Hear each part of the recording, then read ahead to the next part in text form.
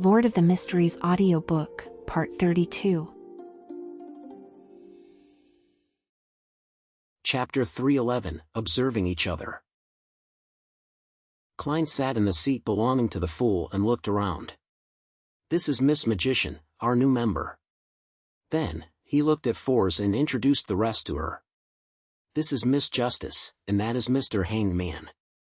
As Force nodded her head as a form of greeting the members with the corresponding code names, she observed the other members.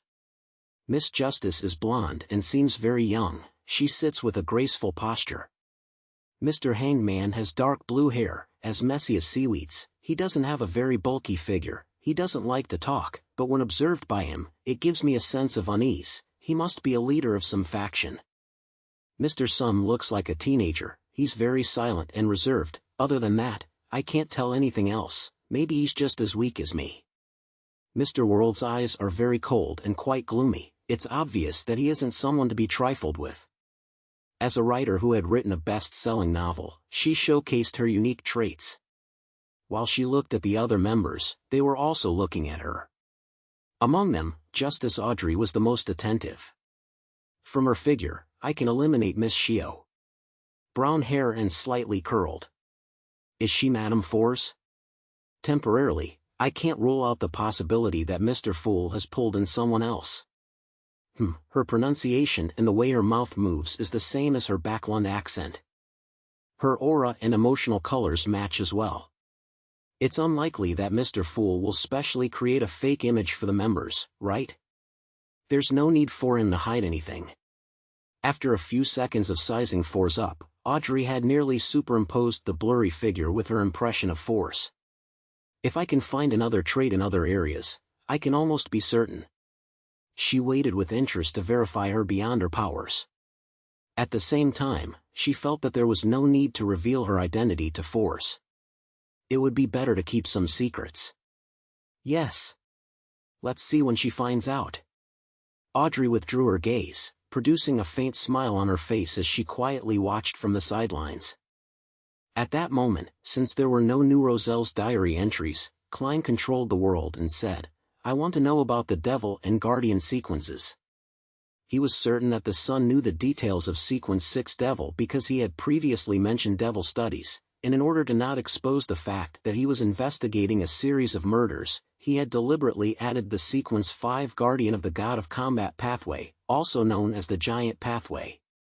It was the mainstream path for Beyonders in the City of Silver, so it was impossible for the son to be unaware of it. As for the corresponding Sequence 9 Warrior, Sequence 8 Pugilist, and Sequence 7 Weapon Master, Klein had long since learned of the details from the Nighthawk's confidential information. As for information regarding Sequence 6 Dawn Paladin, he had just learned of its information from Bishop Utravsky. Therefore, the only thing that he could ask and be willing to pay a price for without wasting money was Sequence 5 Guardian.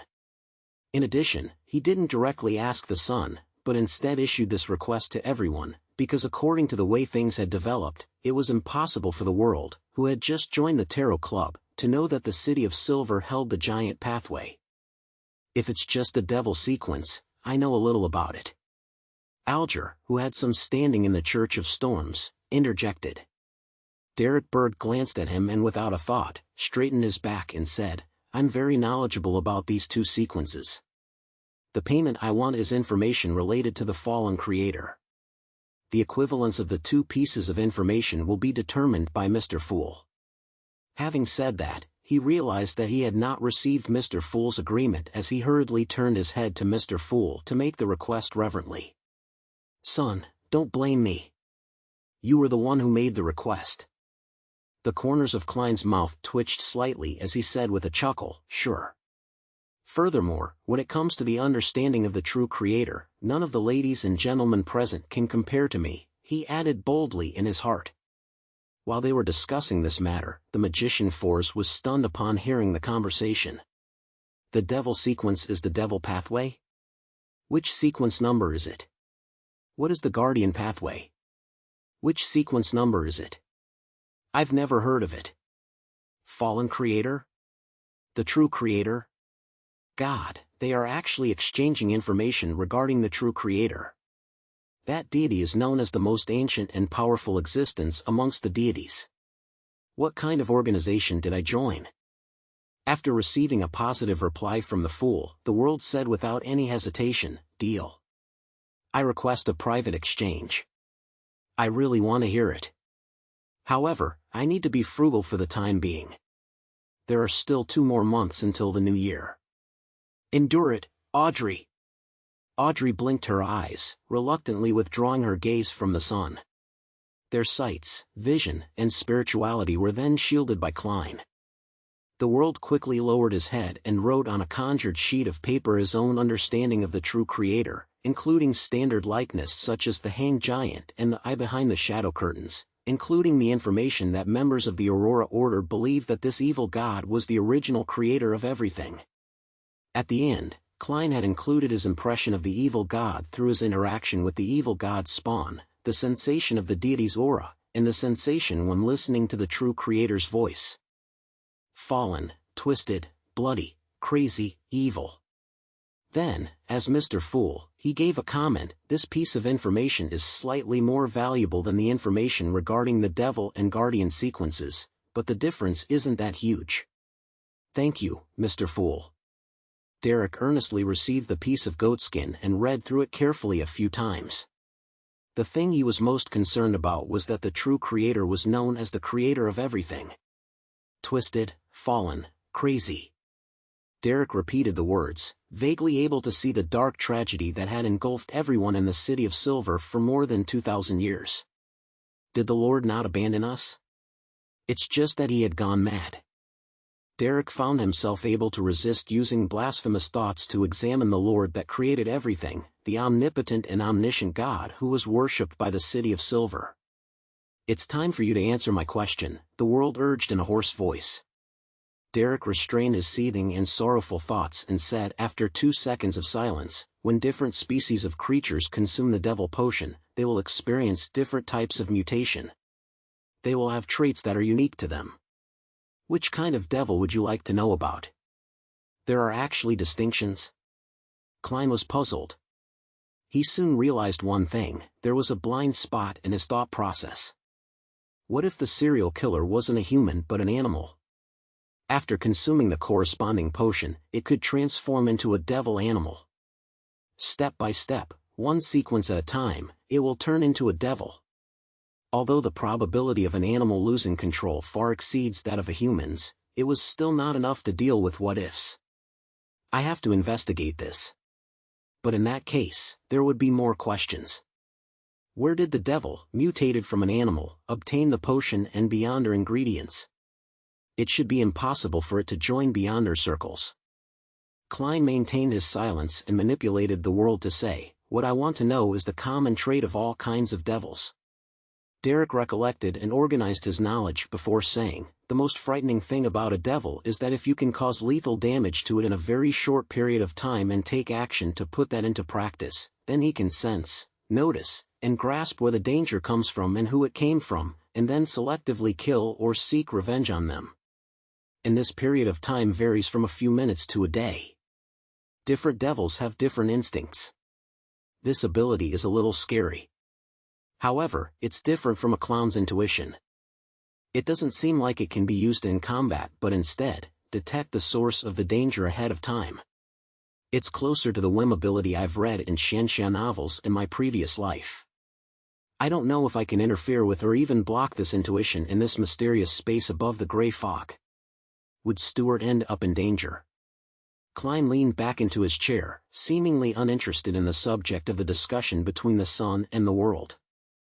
Seeing that the world didn't show any signs of surprise, Derek continued, they all possess the ability to gigantify their bodies and thus break free from their bindings, temporarily increasing their strength and speed. Their skin is mutable, equivalent to wearing a layer of hard armor, their blood and flesh can act as a retardant and reduce damage, they're immune to most toxins and do not fear curses or flames to a certain degree. They have innate flame and corruption type spells, they're cold-blooded, don't panic, don't feel fear, and have a strong ability when it comes to physical combat. They're also adept at using various items to inflict damage.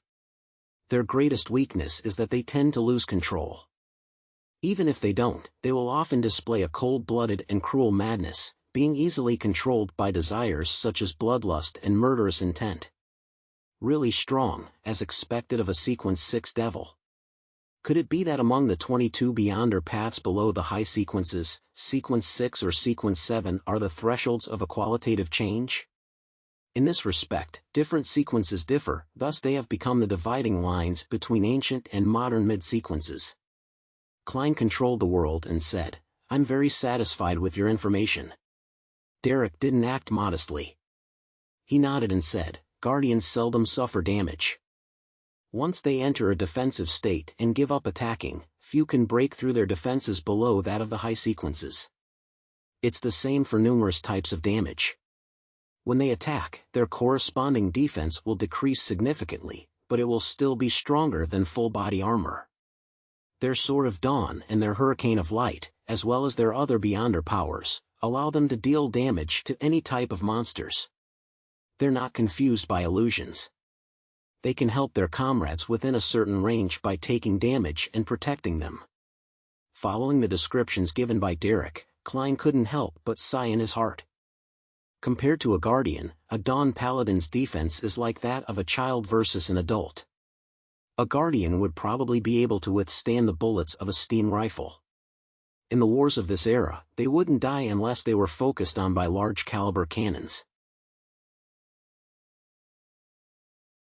Chapter 312, A Failed Disguise. When Derek finished, Klein manipulated the world to nod and say, "More detail than I thought. Transaction complete." Before the world finished his sentence, Klein had simultaneously removed the barriers insulating Justice, the Hanged Man, and the Magician. After a few seconds of silence, the world looked around and said with a dark smile, "I don't have any more requests for now." Having a rough understanding of the process and its characteristics, Force was eager to purchase the corresponding Sequence 8 Trickmaster of the Apprentice sequence. She clearly remembered that Mr. Fool had said that the reason she was troubled by the full moon was due to her low natural order of life, and that the pain would decrease with the rise of her sequence. This made Force eager to obtain the next formula. However, it would expose the beyonder pathway I'm from. When everyone becomes familiar with each other and knows more about each other, exposure will become less of a serious matter. However, for the next few gatherings, I have to conceal that so that the members of the gathering won't be able to identify the real me. After thinking rather calmly for a moment, Force said, "I wish to obtain the formula of Apothecary and Trickmaster. I will pay in cash." She intentionally added the Apothecary formula to her actual request in order to cause the others to have a misinterpretation. If any member of the gathering really had the formula, she would still take it. She could then sell it at a higher price to Viscount Glaint, who'd been longing for this formula for a long time. In any case, she definitely wouldn't suffer a loss because of this and might even make a huge profit. As for money, Force wasn't short of it for the time being. Not only were the royalties of her best-selling book entering into her account over time, it was accumulating to quite a sizable amount. Furthermore, she also had additional income streams, such as the £650 she had received from Miss Audrey in the Kalangos and Intis Ambassador Bakerland cases. Poor Shio. She spent more than £200 to compensate the families of the two deceased which were involved in the Lanivis case. I wonder if Miss Audrey would pay her when things clear up. The note with Mr. Fool's honorary name on it was found in the bookcase of Viscount Glaint's house. Could it be that one of his ancestors was a member of this gathering? Is this a gathering that has been held regularly for decades if not centuries? Force's thoughts were suddenly a little distracted. Only 2 seats away from her, Justice Audrey was a little stunned when she heard Force's request for the Apothecary and Trickmaster formulas before she accurately grasped Force's thoughts. She's Force. The Trickmaster is for herself, and the Apothecary formula is to be sold to Glaint. She can also do this to complicate the situation and fool the others. Audrey nodded indiscernibly and was more certain of the magician's identity. She's not of a very high sequence. At best 8, most likely 9. Who knows where Mr. Fool pulled her from or if she's from a special place. Her accent has the peculiarities of Backland, but she's not necessarily in Backland. The hangman Alger was also observing the newcomer, making sure that she wasn't a threat to him. The son Derek didn't think too much about it. He was just trying to guess whether Miss Magician belonged to the City of Silver or if she was from the world where Miss Justice and the others lived. Klein cast a look of pity at Miss Magician, not expecting much from her attempt to conceal her identity. When you meet a telepathist who is very familiar with you, you might not be able to conceal your true thoughts even if you know the other party's ability beforehand and are on guard against it. What's more, you didn't even know anything. The fool, Klein, sighed in his heart for Miss Magician. At the same time, he controlled the world who said hoarsely, "I have the apothecary formula. 230 pounds. As for the Trickmaster formula, I'll do my best to find it, but I can't guarantee success." There was no contradiction between exchanging the apothecary formula for money and using it to groom a useful helper. They could be run in conjunction, so Klein made the world speak first so as not to be intercepted by the hanged man or the sun. As for the formula for Trickmaster, he only had some ideas. From his point of view, the mystical item, Master Key, was most likely related to the corresponding sequence of Trickmaster's corresponding sequence 9, Apprentice. If he were able to divine its origins above the gray fog, he might be able to find some clues. Well, actually the most convenient way is to ask the existence suspected to be Mr. Door who keeps murmuring during a full moon. In addition to asking for help, he probably provides formulas and the acting methods so as to make the target stronger and complete difficult tasks. Unfortunately, before the target is strong, they can't even hear his ravings. They will break down and even be close to losing control. This results in a vicious cycle. Klein lamented. Instead of responding to Mr. World's words, Force looked around and saw that the hanged man, Justice, and the sun had no intention of opening their mouths. It was obvious that they didn't know the apothecary and Trickmaster formulas. "Mr. World, please try your best to find the Trickmaster formula as soon as possible." Force fell silent for a few seconds before saying, "As for the apothecary formula, I plan to buy it now. How should I make the payment?" The other party seemed to be a man from Lowen as well, and he's willing to accept gold pounds. But the gold pound has always been more recognized than the other currencies. As she spoke, Force was also trying to determine the world's background. The world completely didn't mind her sizing him up as he said softly, "You can sacrifice the money to Mr. Fool after you return. That way, the transaction will be closed." The exact sacrificial ritual is sacrifice? Mr. Fool can still accept sacrifices? His life's natural order has reached such a level? No wonder he used that tone to describe the owner of the ravings during the full moon. Force listened and remembered, surprised and shocked, but she also felt that it was a matter of course. After finishing his description, Klein displayed the apothecary formula in front of the world and had the fake person hand it to Miss Magician. "The transaction is witnessed by Mr. Fool, so you don't have to worry if it's fake. I trust Mr. Fool." Force nodded immediately. She spread open the formula and began memorizing it seriously. At that moment, Audrey, who couldn't bear to see her friend go through such labor, commented, "You can seek Mr. Fool's help during the sacrifice to recall the formula. You don't have to memorize it specially. If you encounter any problems, you can also pray to him by reciting his honorific name. Miss Justice is actually using a salutation used to describe deities to address Mr. Fool. Him. Could it be that he is really a he? But, why would he be willing to help us in doing such trivial matters? That's not right. As long as the ritualistic magic is done right, the 7 orthodox gods will also often respond to their believers and complete their requests." Force said to Justice, "Thank you for telling me that. Your name is just like your character." Audrey suddenly felt a little guilty. She suddenly seemed to recall a problem as she hurriedly asked, "Miss Magician, do you know of the acting method?" "Acting method?" Force looked at Justice in a daze. She soon discovered that the other members such as the Sun and the Hanged Man had no additional reaction to the term. Clearly, they knew what it meant. "Today's gathering makes me feel like a country bumpkin who has just arrived in Backland. I've been to so many Beyonder gatherings at the very least, all right. Force thought, half sorrowfully, half joyously. She couldn't help but want to write a novel with this feeling of hers, naming it Miss Wall's Tour of Dreamland. You don't seem to know. Audrey made a definite judgment based on Force's reaction and her usual performance. She turned around and looked at the person shrouded in gray fog at the end of the long table. Mr. Fool, can I teach the acting method to Miss Magician? If so, what price would she have to pay? Audrey had intended to ask directly if it was like before, trading the information for entries of Roselle's diary. However, she quickly remembered that there was a great overlap between the Beyonder circles of Fours and her own.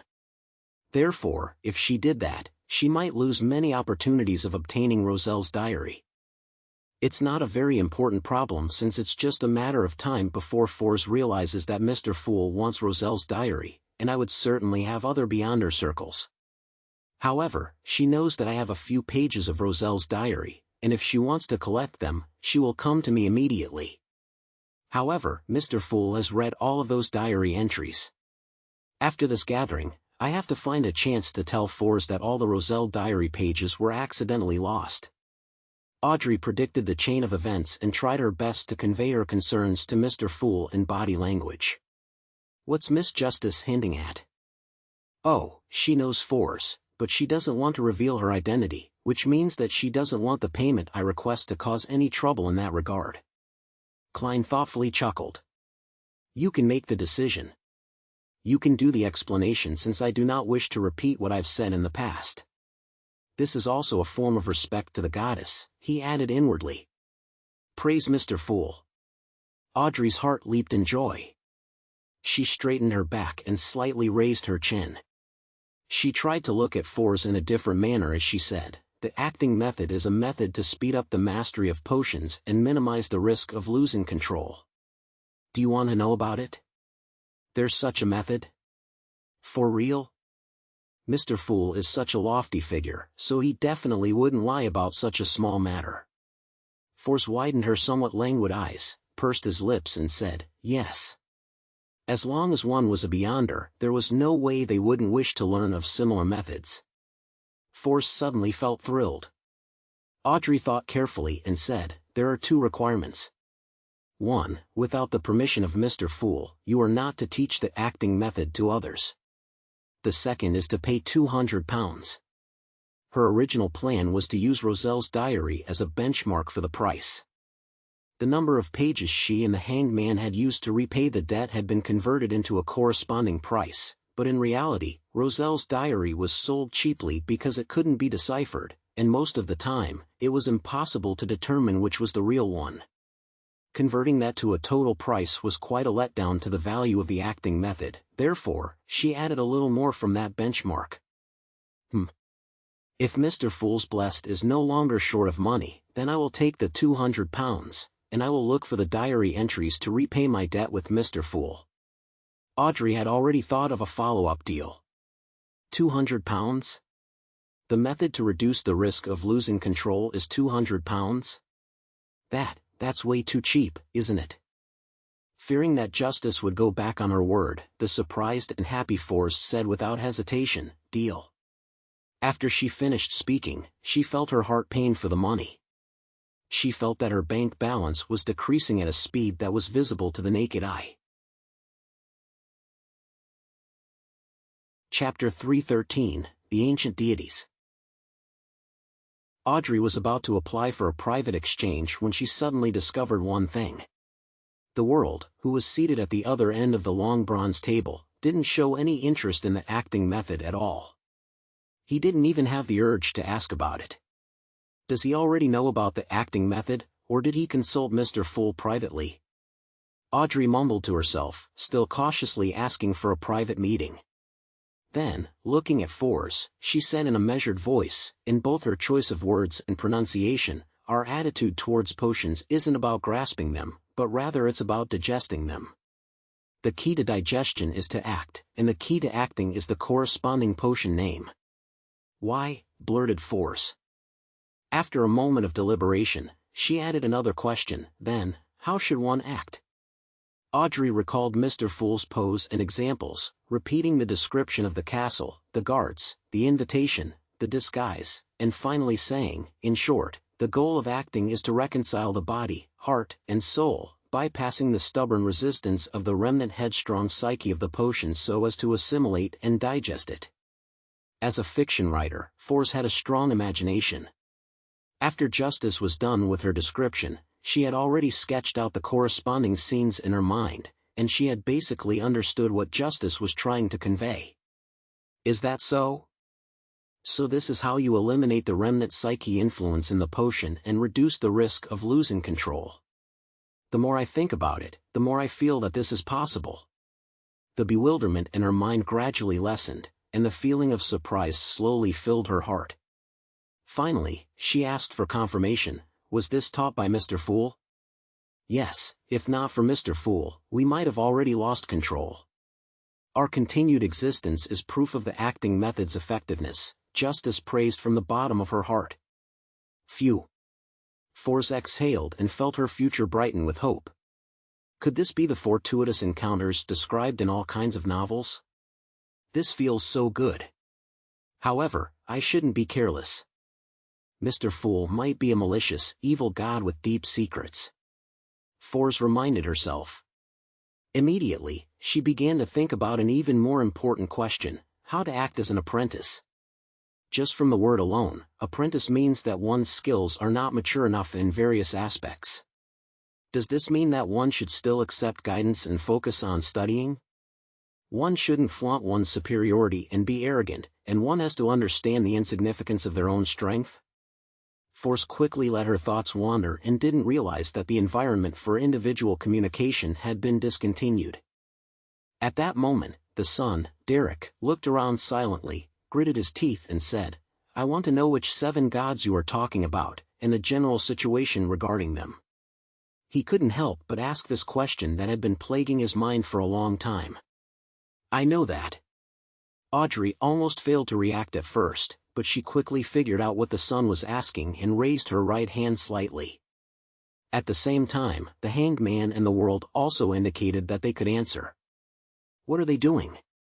Force looked on blankly, trying to remember what had just happened. After a moment, she remembered the son's question. She then began ruminating over the implied meaning behind his words. It can't be. He actually doesn't know about the 7 gods? Where did he come from? Force looked at Mr. Sun, who was just a teenager. In the northern continent, other than insensible children, there wasn't anyone who didn't know of the 7 orthodox deities. Even the poor who struggled to survive and the tramps were no exception. To them, the occasional free food offered by the cathedrals was so tempting that the workhouse was a flame of despair. People from the southern continent's colonies? However, there's no need for him to ask such a simple question. Just find a cathedral and ask a pastor or a priest to preach a sermon, and you'll be able to figure out the relevant content. Where does the son actually live? What a freak! Force looked from side to side while mumbling to herself, but Miss Justice, Mr. Hanged Man, and Mr. World weren't surprised. At that moment, the fog-immersed Klein saw that there were 3 people eager to answer. He smiled and said, "Mr. Sun, who do you want to trade with? What are you willing to pay?"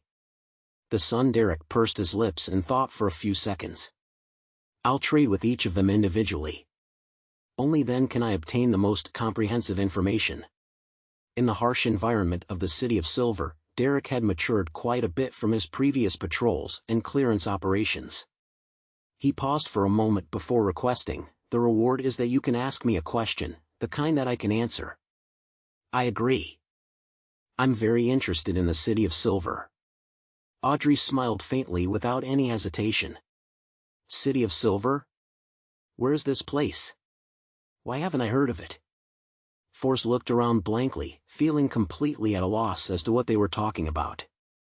Audrey glanced at her and kindly explained, "Mr. Sun is neither in the northern or southern continent, nor is he on an island in the ocean. The City of Silver is located outside of our understanding, or you can say he is beyond the limits of our exploratory efforts."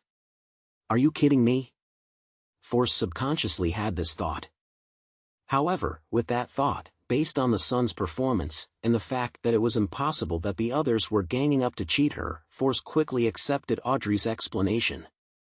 This secret gathering is even more incredible than I thought. Mr. Fool is more powerful than I thought. Force exhaled silently and sighed with emotion. Audrey vaguely read her thoughts, and for a moment she was tempted to flaunt about how the deaths of Vice Admiral Kalangos, Intis Ambassador Bakerland, and the swindler, Lenevis, was a result of the Tarot Club. What a pity!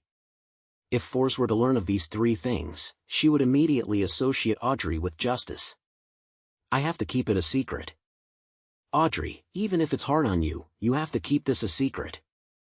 Audrey suddenly took a deep breath. Since she didn't know much about the City of Silver, she didn't know what to ask. Force didn't participate in the following transaction and chose to spectate from the sidelines. As for the Hanged Man and the world, they successively agreed to the Sun's request. The happiest of all was Klein, for this meant that he reaped thrice the rewards. During individual communications, the Fool could hear the conversation. Klein obviously didn't have any plans of insulating himself. Son, you sure are simple.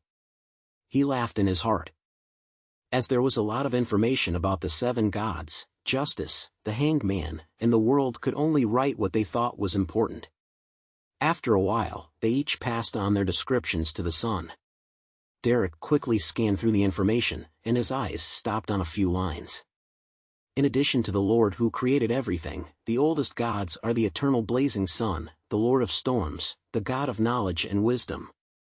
Those churches were the oldest churches. Why haven't I heard of any of these? I've never heard of any of these gods.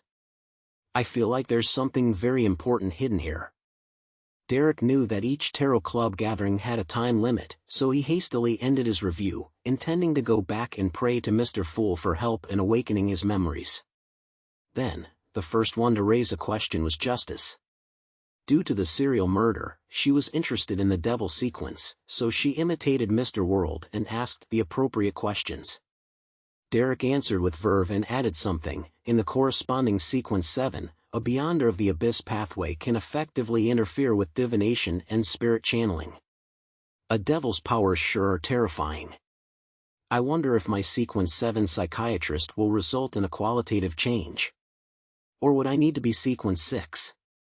Audrey felt a little apprehensive from what she heard. The second question came from the Hanged Man.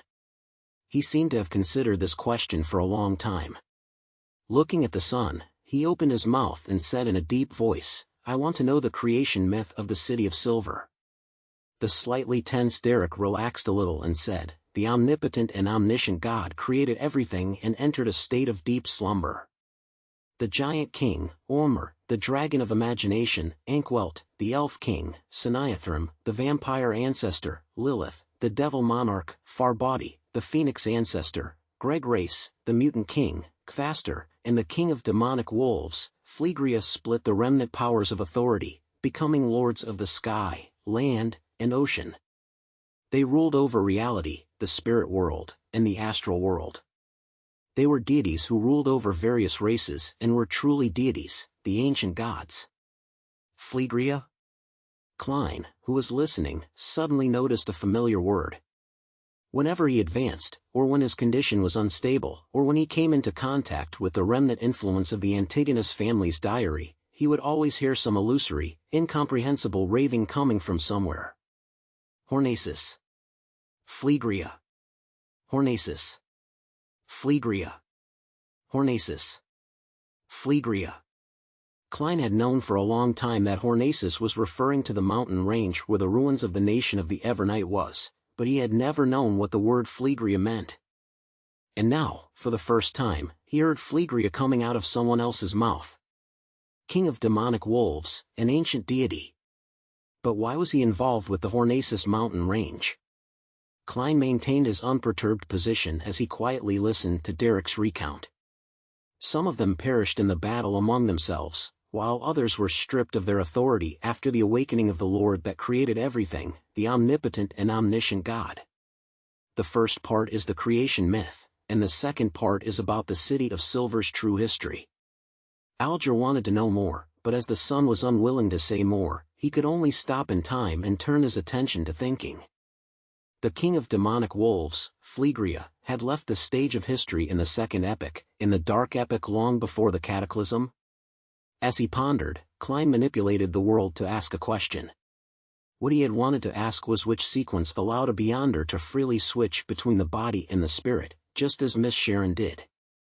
If the son wasn't aware of the answer, he could consider something else. But now, he had something more important to know about, so he hoarsely said, "Everything about the king of demonic wolves, Phlegria." The son, Derek, looked at Mr. World in astonishment and frowned. "I don't know much about this ancient deity. He's also known as the Annihilation Demonic Wolf and the Evernight Demonic Wolf." Evernight Demonic Wolf. Evernight? Klein slightly narrowed his eyes. Chapter 314, Possible. The nation of the Evernight, at the peak of the Hornacis mountain range, believed in the ruler of the Evernight, the mother of the sky. Is there some connection between that and the Evernight demonic wolf, Phlegria? The illusory ravings I hear are actually Hornacis. Phlegria? What is the connection between the ancient god, Evernight demonic wolf Phlegria, and the goddess? According to Roselle, sequence 0 is equivalent to a true god, and each sequence can only have one sequence 0. The goddess had inherited the authority from the Evernight demonic wolf. He wasn't the oldest deity, nor was he the eye of the creator as he claimed. Yes, there's a circumstantial clue that doesn't count as proof. The life school of thought worships the moon, the crimson moon that evolved from the creator's eye, but they don't believe in the Evernight goddess. Klein suddenly made several connections as he manipulated the world to speak. Is there nothing else? No. Matters regarding the king of demonic wolves, Phlegria, is also considered a myth in the City of Silver. Derek felt as though he had not given any answers. He suggested out of embarrassment, "Mr. World, you can change to another question." Change the question? Little son, you're too honest. Then I won't stand on ceremony. Klein made the world say hoarsely, "Your honesty and trustworthiness leave a deep impression. I met a Beyonder before. He was able to freely switch between the body and spirit, and they were also able to direct zombies. Do you know which pathway this belongs to, and which sequence it is?" Although it was impossible for the son, who was located in the forsaken land of God and the City of Silver, to form a connection with the capital of the Lowen Kingdom, Backlund, Klein was cautious enough to change the pronoun referring to Miss Sharon from she to he. "By the way, he's not a high-sequence Beyonder," the world added in a deep voice.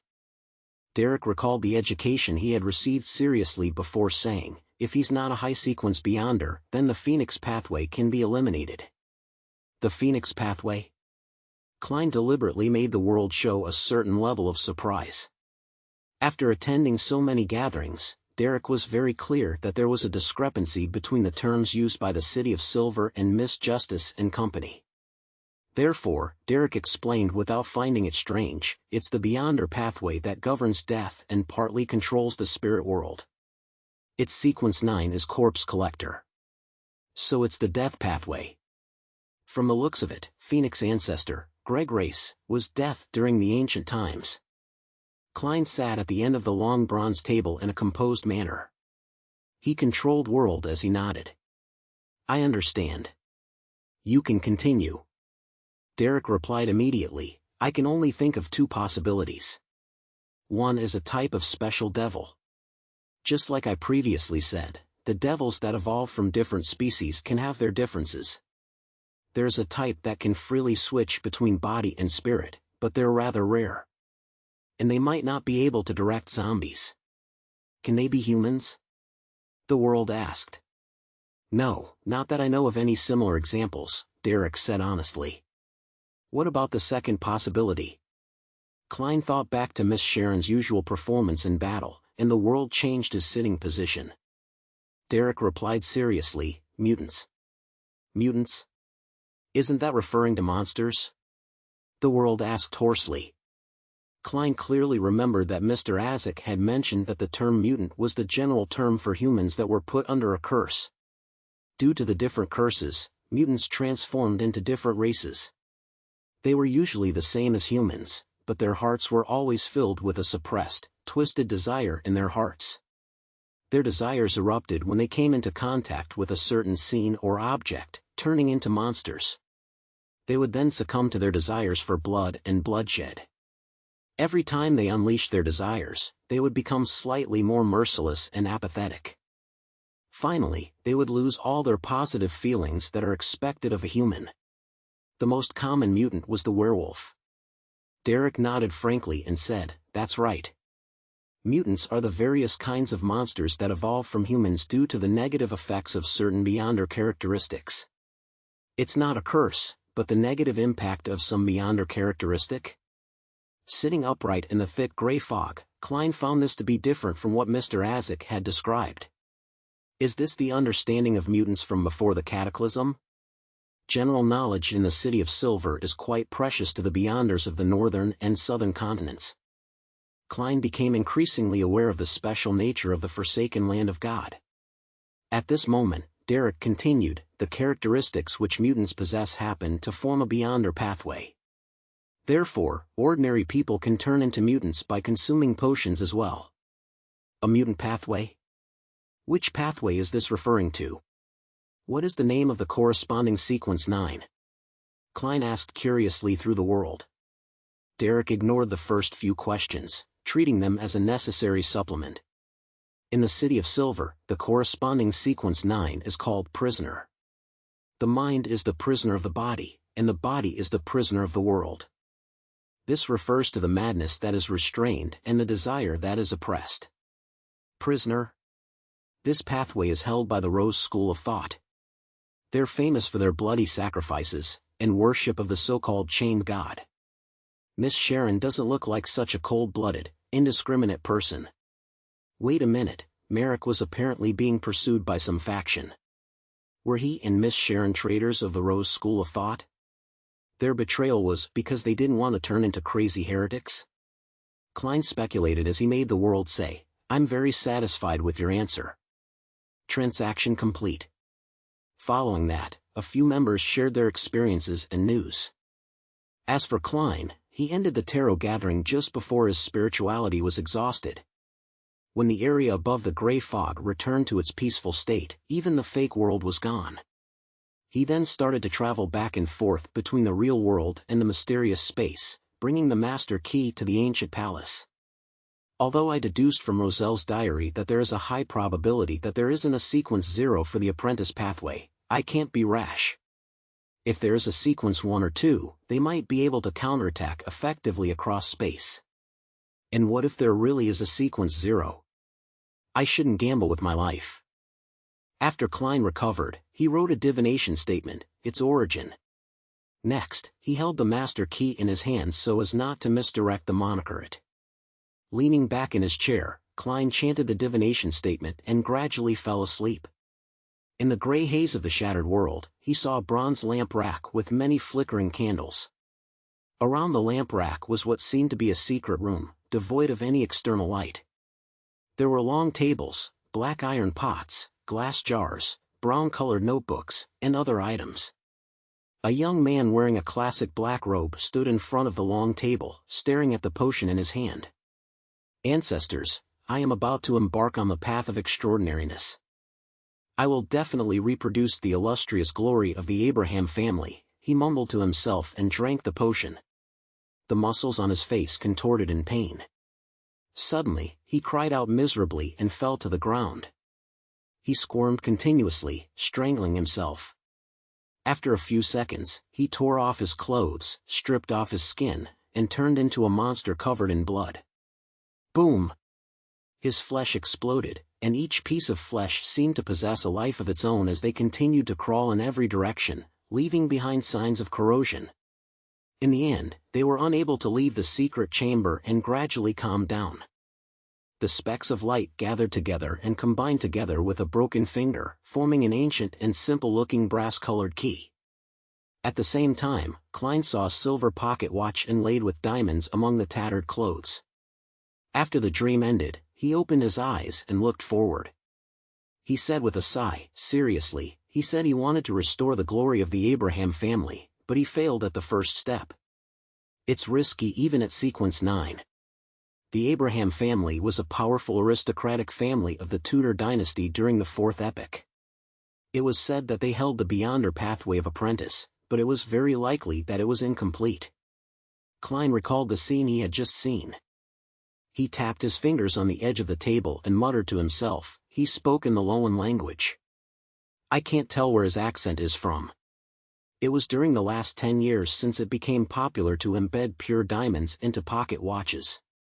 Perhaps I should visit the Harvest Church when I have the time and ask Father Yutravsky where he got his master key from. Perhaps I can find some clues. Just as Klein was about to leave the fog, the illusory star that symbolized the magician began to swell and contract. Fors was requesting a sacrificial ritual.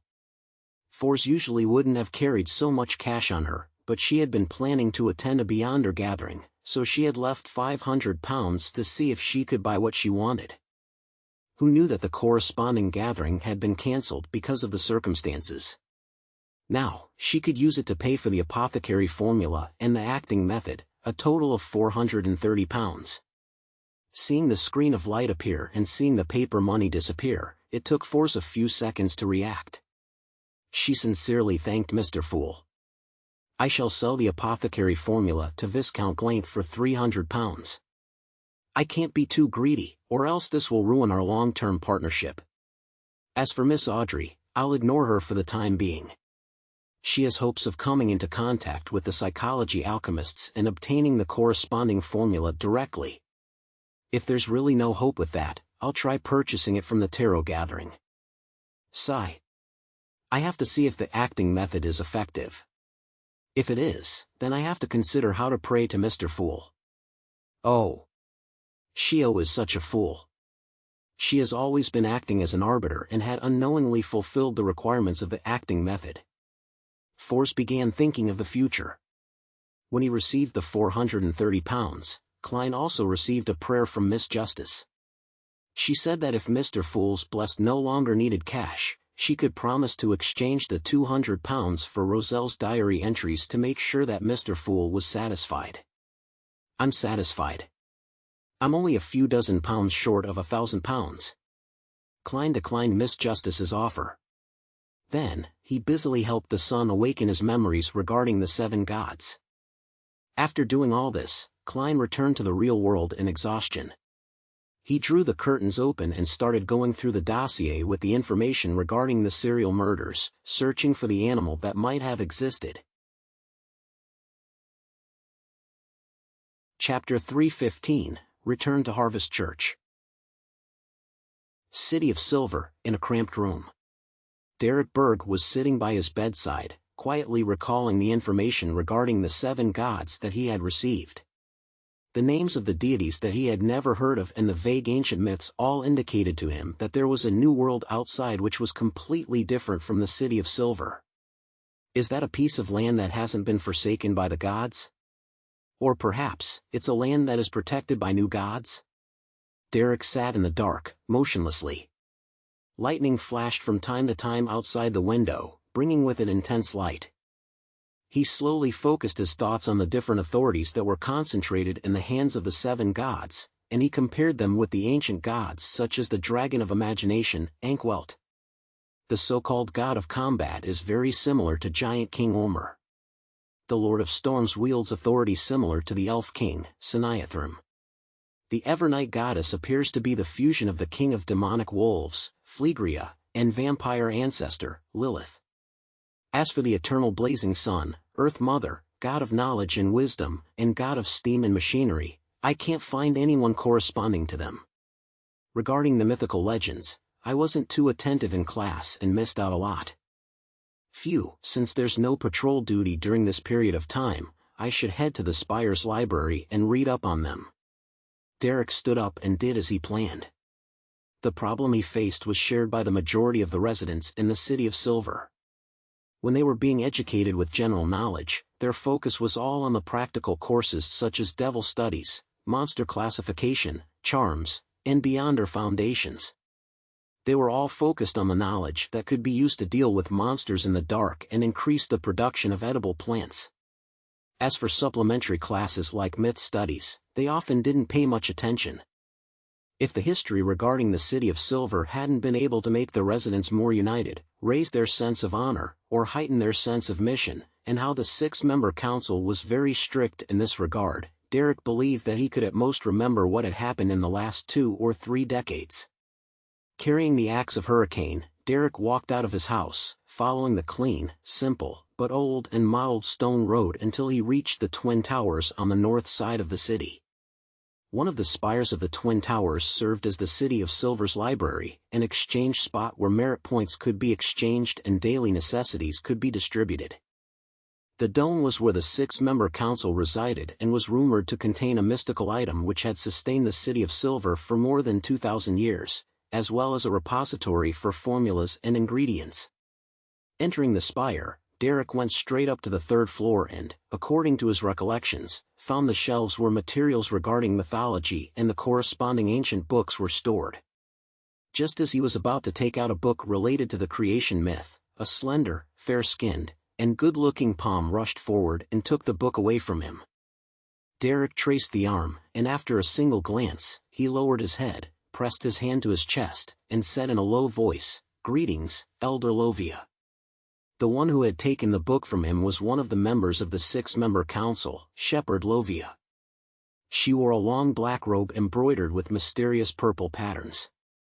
Her silvery gray hair was thick but curled up slightly. Her face was smooth and fair, her appearance gorgeous.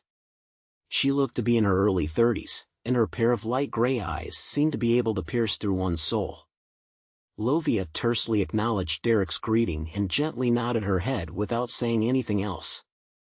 She silently took the ancient book and left the space between the 2 bookshelves. Elder Lovia seems to have returned to normal. She's not like before, always switching between different temperaments at random, sometimes crying, sometimes sneering, sometimes grunting angrily, sometimes indifferent. Such a thought subconsciously flashed across Derek's mind. Suddenly, he felt an inexplicable sense of fear. It was because Elder Lovia was acting normally. Normal. After reading through the entire dossier, Klein found no record of any animals. It was obvious that the original investigation had overlooked this problem. Yeah, I have to remember my earlier considerations. I can't rashly perform my own investigations. Without talking about how I don't have the special means or confidence to avoid a devil's intuition towards danger, just the possibility of me meeting a nighthawk would be a very troublesome matter. My goal is to always take an auxiliary role. My job is to analyze the case and suggest conjectures and determine if a clue is authentic. Klein considered what he needed to do. After understanding the abilities of a devil, he temporarily didn't dare to hand over the matter of investigating whether or not the previous suspects had pets to Stewart. That would have a high chance of injuring Stewart. It's only in the preliminary stage of investigations without any direction. It's likely Stewart wouldn't encounter any problems. A devil isn't like those bunch of lunatics from the Aurora Order. He wouldn't proactively expose himself. Tomorrow or the day after, Stewart will definitely hand in a report. Perhaps there might be clues that others might not be able to detect. Klein stood up and stuffed his hands into his pockets as he paced around the activity room. Now, his dilemma was on how to get the main investigation body to include animals under their radar. I definitely can't mention it directly, as that would attract the suspicion of others. It would be the same if I attempted to guide them in the dark. Klein thought carefully as he weighed the matter seriously before finally deciding on a plan. He pulled out a letter, grabbed a fountain pen, and wrote, "Dear Mr. Stanton, I thought of a problem." Previously, when the detectives were in discussion, they all found the murderer's actions skilled without any hint of inexperience. They believed that he couldn't be born with such skill and that he must have had a lot of experience to build up his foundation.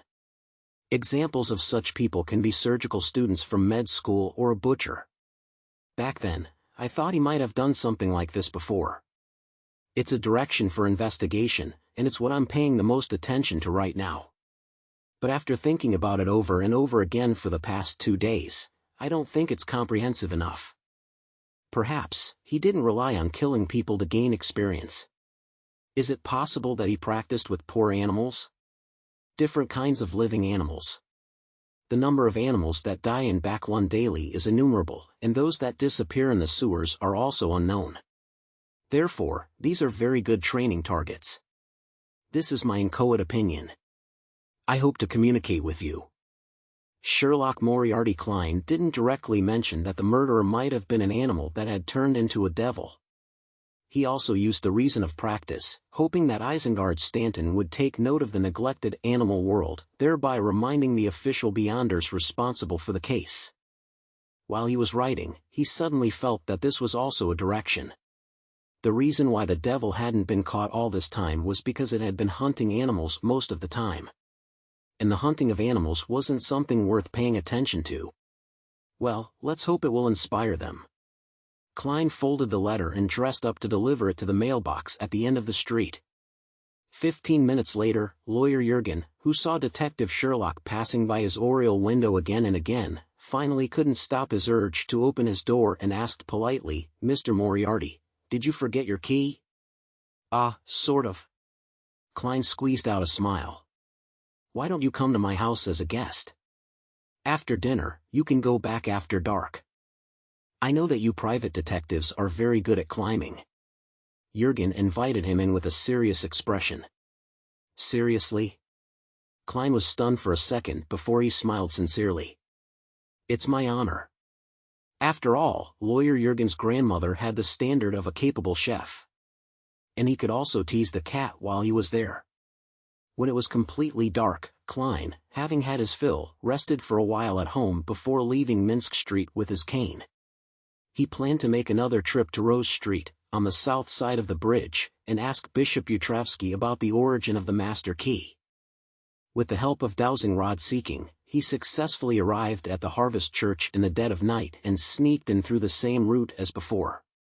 However, Bishop Utravsky wasn't repenting in the cathedral's hall tonight. There were only rows of pews in the silence and gloom. "He's resting?" Klein felt slightly puzzled as he walked towards the living area at the back of the hall. As he rounded the corner, he saw the tall, giant-like Bishop Utravsky walking up the basement stairs. The heavy stone doors situated there were being banged on by someone. Who did he detain in the basement? Klein instantly thought of a series of warped ideas. Bishop Utravsky looked up and saw Klein disguised the same as before. He was also surprised as he asked, "Haven't you found your way home yet? Do I look like someone who's been lost for so long?" Klein forced a smile. "Father, I'm not lost." "You think that the formula is fake?" "That's impossible." Bishop Utravsky frowned and stopped midway up the stairs. As a result, he was at the same height as Klein. "No, it's genuine," Klein answered honestly. At this moment, the basement stone door was thumped again with ever-increasing intensity. Along with the thumps was a male voice that shouted, "Let me out." "This is?" Klein couldn't help but ask. Bishop Utravsky smiled warmly and said, "A vampire." As soon as he finished, the man in the basement shouted, "What's wrong with being a vampire? Do you think vampires should be locked up here? Do I have to listen to your nagging and scripture recitals every day?" "Bullshit, I'm a noble sanguine, so don't use such a vulgar name to describe me. Let me tell you, I worship the moon, and I'll absolutely not convert to a believer of Earth Mother." "Give up, you damned priest." It was Klein's first time meeting a real vampire, so he couldn't help but ask, "Father, where did you catch him?" Bishop Utravsky gave Klein an odd look before saying, "He is the original owner of the master key. One day, he got lost and entered this cathedral." Klein seriously considered the dilemma of whether he should carry the master key with him in the future or not. "It's a good thing that I can divine," he thought thankfully. It just so happened that he had entered a state where he thirsted for blood, and I had discovered his abnormality, Bishop Utravsky added with a smile. "Bullshit, don't talk about blood. What I need is the blood of a beautiful young girl, not the blood of a dirty old man like you." The vampire in the basement suddenly became enraged. Bishop Utravsky explained without a trace of anger, "When he craves blood, I will give him some of mine." Klein nodded and looked again. He found that the heavy stone door in the basement was engraved with the sacred emblem of life and many mysterious symbols, forming a complete seal. During the day, when more and more people start praying, it would be impossible for the sound to even reach the outside. Klein made a preliminary judgment. "Is there anything I can help you with?" At that moment, Bishop Yutravsky asked. Klein answered frankly, "I want to know where the master key first came from." "You'll have to ask him." Bishop Yutravsky pointed to the basement. The vampire inside suddenly became quiet before he leisurely laughed and said, "Friend, I can answer your question. But the condition is that you rescue me first." Chapter 316, Never Perform Unprepared. He actually named his price. Upon hearing the vampire's request, Klein felt both irritated and amused. He looked at the Bishop Yutravsky, who was standing in front of him, and asked, "Father, may I borrow your candle? The one that you used last time. I've forgotten what it's called." Before Bishop Yutravsky could reply, the vampire in the basement spoke in a stunned voice. "What do you want to do? What do you want to do?"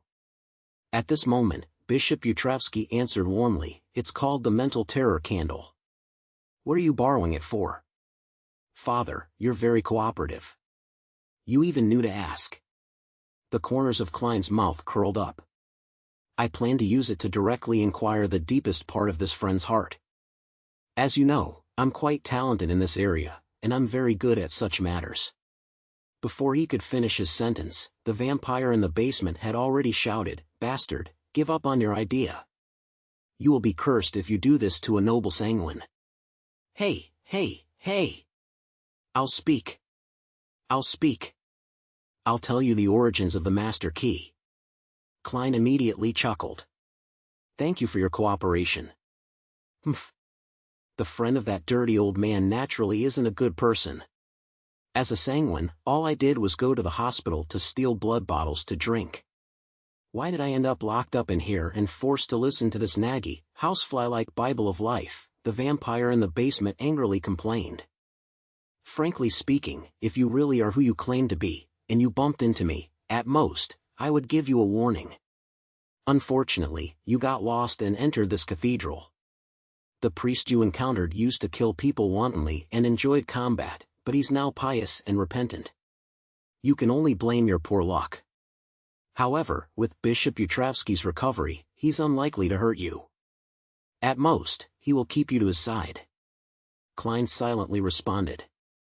The vampire in the basement paused for a few seconds and said, "About a month ago, I went to the hospital in South Borough to steal blood and ended up meeting a thief. He originally wanted to enter the hospital's finance department, but he ended up lost. He opened the door to the blood bank and ended up being caught by me. He was using that master key. He told me that he had found it back when he had burgled a particular house. He had also obtained a pocket watch with inlaid diamonds. In the basement. At first, he thought that the key would correspond to a room or safe. He made several attempts and found that the key could open all doors. This is no doubt an unimaginable surprise for a thief. After that, he enjoyed numerous successes until I caught him and confiscated his key. Damn, I didn't expect that the key would make one get lost back then. It matches the scene I saw with my divination. However, is there a curse on the master key? The previous owner was detained because he got lost, and the owner before that was caught red-handed because he got lost.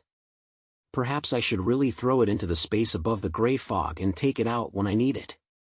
But, that will be a lot more troublesome and might cause delays to certain matters." Klein controlled his expression and asked unhurriedly, "Did the thief say where he stole it?" The vampire in the basement mumbled, "Are you doubting my intelligence? How could I not ask about this? He said it was in the area south of the bridge, 48, River Bay Avenue. I was planning to check it out when... Damn it. Alright, I'm done answering. Don't disturb me anymore." Klein didn't leave just because he received an answer. Instead, he slowly took out a halfpence copper coin and recited softly, "He's lying." After repeating it 7 times, Klein's eyes turned dark and he flicked the coin up.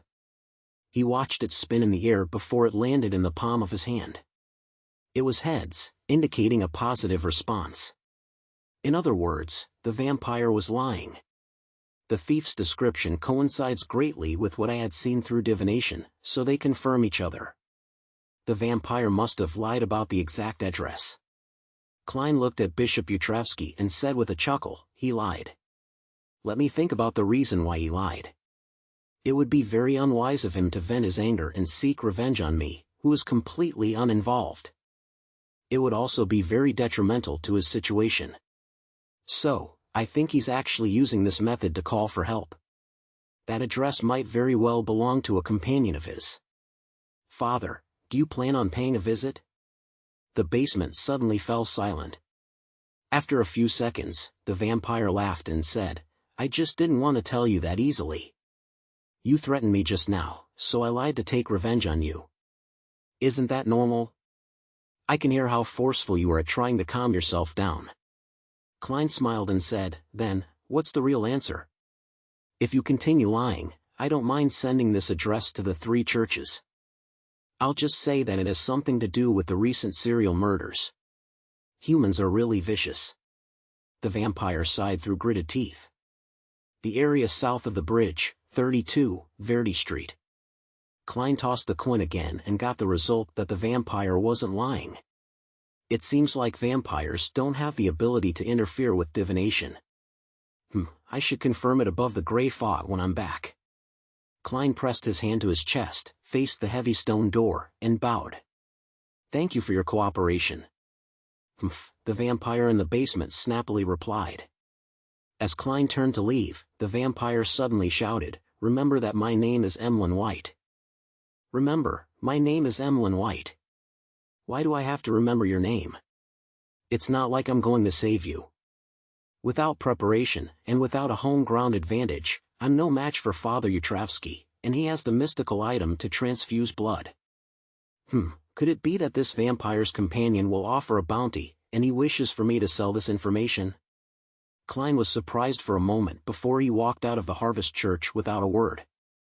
After finding a secluded place, he undid the spirit pendulum wound around his left wrist and started to divine if he should visit 32, Verdi Street at that very moment. The answer he got was that there was some danger, but it wasn't too high. There is certain danger. Where's the danger? What kind of danger would it be? Klein carefully analyzed the situation, suspecting that the apprentice who died from losing control had turned into a ghost-type monster due to its intense grievance. Furthermore, it was a relatively strong one at that. That's not right. That thief clearly came out with the master key without encountering any trouble. Could it be that the danger is in another secret location in the house? Klein thought for a moment and decided that it would be best for him to go only when he was sufficiently prepared. It prevented him from entering a situation in which he encountered an enemy whom he was unable to deal with his present beyonder powers. At the very least, I'll have to wait until I buy bullets that can purify wraith shadows. He nodded slightly. After this consideration, combined with his previous battle with Dawn Paladin Bishop Utravsky, Klein suddenly felt that he could vaguely conclude the first principle of a magician, never perform unprepared. Doing otherwise would result in a high chance of messing up. Klein added silently. On Tuesday morning, after preparing butter and toasting 2 slices of bread, Klein was in no hurry to eat. He opened the door and retrieved the day's newspaper from the mailbox. There's a letter. He pulled the letter out from the newspaper and glanced at the envelope as he returned to the dining room. It's from Stuart. It appears that he has already completed his preliminary investigations. Klein nodded slightly, tore open the envelope, shook the piece of paper, and sat down at the dining table as he read it. Stuart claimed that the 2 suspects had shown no signs of abnormal behavior. One of them entrenched himself at the grocery store and guarded his wife and children, living a lifeless life, while the other was busy with various temporary jobs and working hard to maintain his life. They were not irritable, nor did they have the urge to fight. They also didn't lock themselves up in a room. At the end of the letter, Stuart lamented the harsh situation in East Borough and vowed to save enough money to avoid being reduced to staying there when he was old. Thank you for your help. I will share my findings with the rest of you if there are any other clues. Klein replied to the letter simply when he saw how Stewart had no signs of being discovered. He didn't want Stewart to delve deeper into the case, or else the devil might detect the danger and kill any latent dangers in advance. Putting away his pen and paper, Klein picked up a piece of bread that had already been soaked in butter and leisurely spent his breakfast with a cup of black tea and the newspaper. During this process, he felt rather regretful that there were no signs that the Beyonder gathering organized by old Mr. Eye of Wisdom would be held. Sigh, the existence of this devil has seriously affected the lives of the Backlund Beyonders. I hope Mr. Isengard Stanton is able to notice my hint and be fruitful.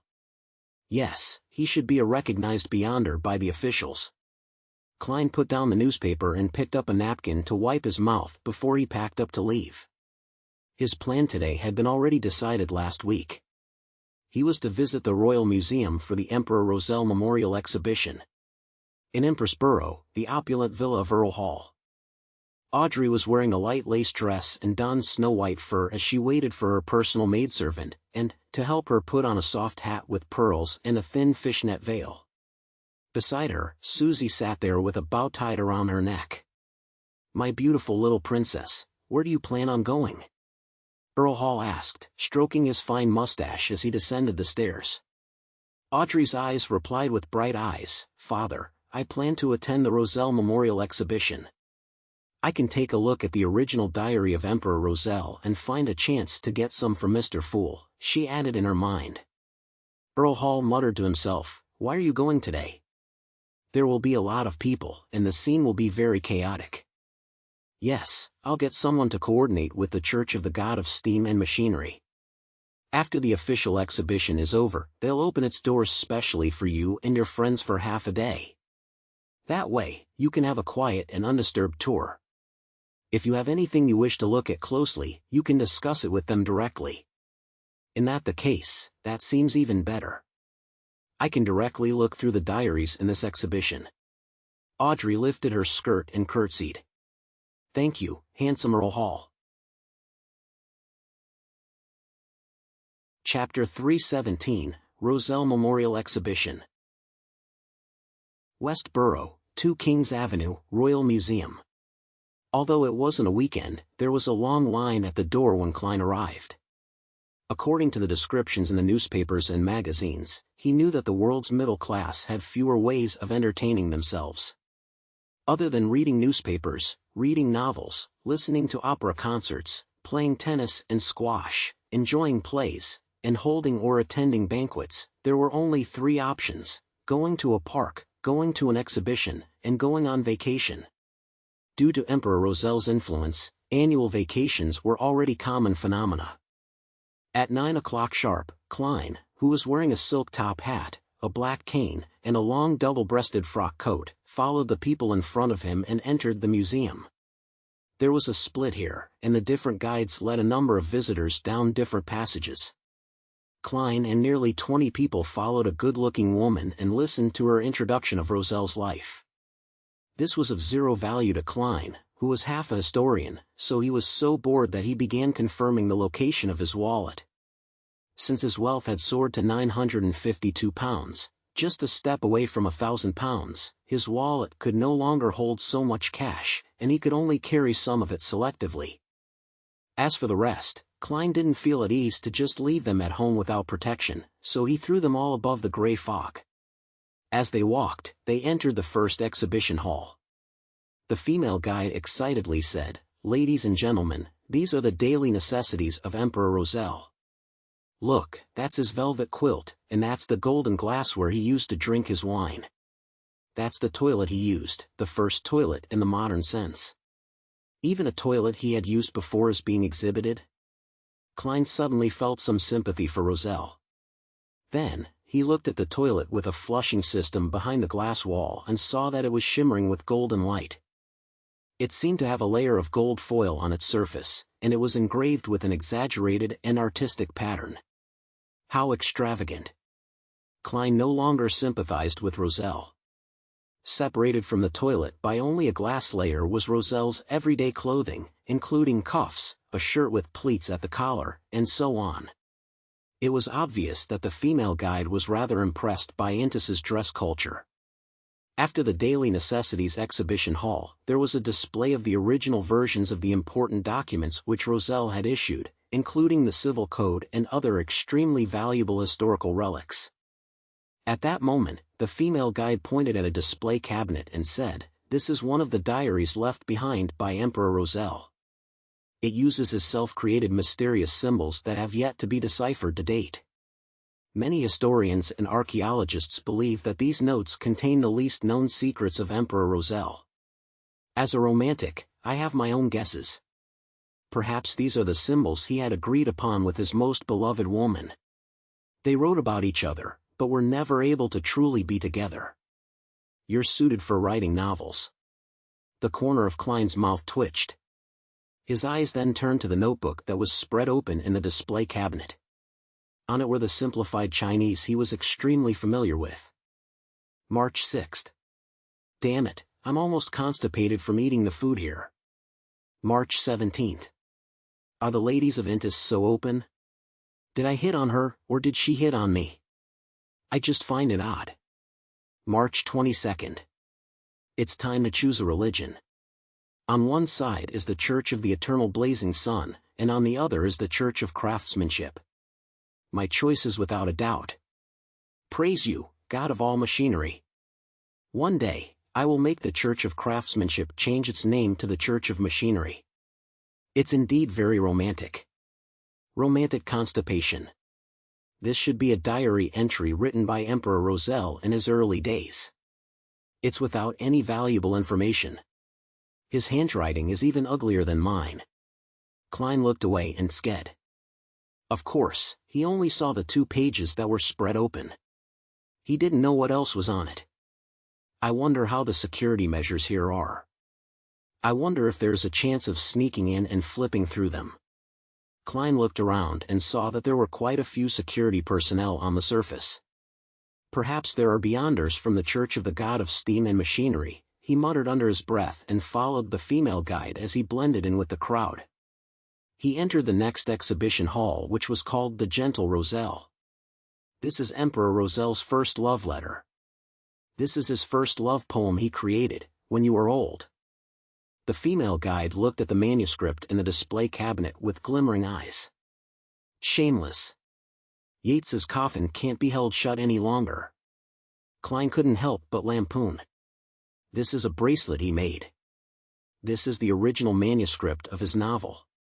The female guide introduced with a tone of extraordinary adoration. Klein tried hard not to let his expression change. Of course, he also believed that Emperor Roselle, who was an artisan in his beyonder profession, was definitely very skilled in his craftsmanship. This is the basic education textbook that he improved to educate his children. Each word has its own corresponding picture. It was a little game he had invented for his children, similar to Intis chess, but somehow it didn't become popular. These are the toy blocks he invented, these were also for his children. The female guide said in a gentle tone without even realizing it. Isn't this fucking Chinese chess? Furthermore, Lego wants to collect the licensing fees from you. Klein could only smirk to hide his other emotions. With a single glance, he noticed that there was a woman over 1.7 meters tall standing in front of this display cabinet. The lady had chestnut hair that fell to her waist, and she had a perfectly proportioned figure. She was neither fat nor thin. She wore a yellow layered dress which had the vibes of a young girl, but she wore a black, out-of-fashion bonnet, with a fishnet veil hanging down and concealing her face. She stood in front of the display cabinet and stared at the items inside for a long time without leaving. Even when Klein and the others followed the guide to the next exhibition hall, she remained rooted to the spot. After passing through a few more exhibition halls, the female guide pointed ahead and said, "The next thing you will see is Emperor Roselle's restored study. Of course, it's only a part of it." As she spoke, Klein and the others entered the exhibition hall as the area before them opened up. It was almost like a library, lined with shelves which were 2 stories high. There were ladders sitting beneath them and aisles between them leading to a 3-dimensional book park. You can imagine how the owner of this place had once climbed up and down the ladder in search of the book that he wanted to read. The guide painted a vivid picture. No, Roselle would definitely send his servants to seek it out for him. He wouldn't do it himself. Klein silently refuted. In the center of the row of bookshelves were desks, chairs, brass lampstands, and the like. They were all protected under the cover of glass and were blocked from making contact with the outside world. With a single glance, Klein found a stack of manuscripts which were all yellow in color. The stack of manuscripts weren't spread out, so one could only see the contents of the first page. It was a drawing of a rectangular object with a detailed description. This is a portable, miniaturized application of the telegraph. Through it, one can connect to the person holding the same item and receive and exchange information. You can even converse with them directly. This requires better positioning.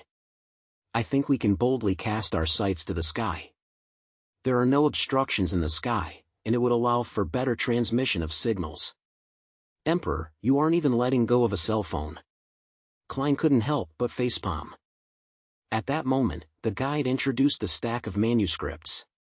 These record the wonderful ideas of Emperor Roselle. They record inventions which he was unable to turn into reality in time. They record the glory of what our human civilization is capable of.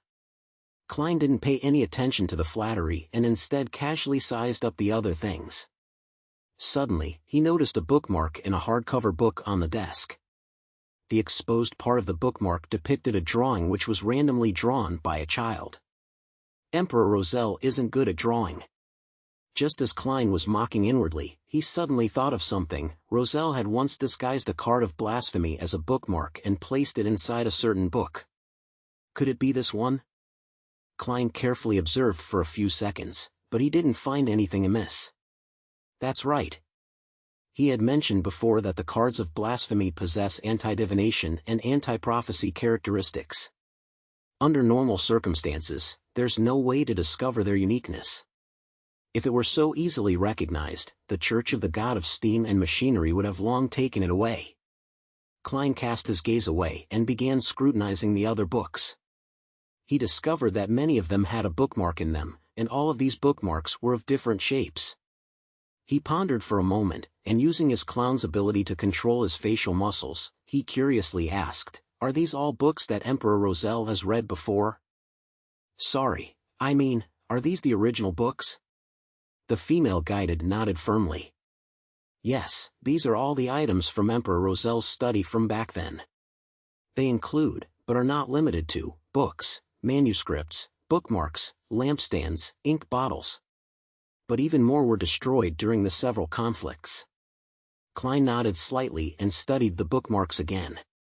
Roselle had said in his diary that he was going to put the card of blasphemy in a very valuable book so that no one would ever think that the most valuable thing in that book was actually an obscure bookmark. Well, which of these books are valuable? Klein began eliminating books as he recalled the details written in the diary. Glorious Era, doesn't look like it. The History of the Intis Kingdom, doesn't look like it. Geography of the Northern Continent, this might be possible, but it isn't very likely. The Improved Principles of Steam Machinery, just like before. Klein scanned the books, one by one, when his eyes suddenly came to rest on the first pile of manuscripts he saw. They were recording objects from Earth, objects which Roselle had wanted to invent but lacked the conditions to do so. There was also a bookmark in it, and on it, there was a depiction of Roselle in royal emperor clothes. Chapter 318, Verification. His manuscripts of plagiarism. No, his manuscript of creativity should be considered a very valuable book. Could that bookmark be a card of blasphemy? Klein's heart skipped a beat, lightly tapped his molars, and quietly activated his spirit vision. However, he didn't find anything abnormal.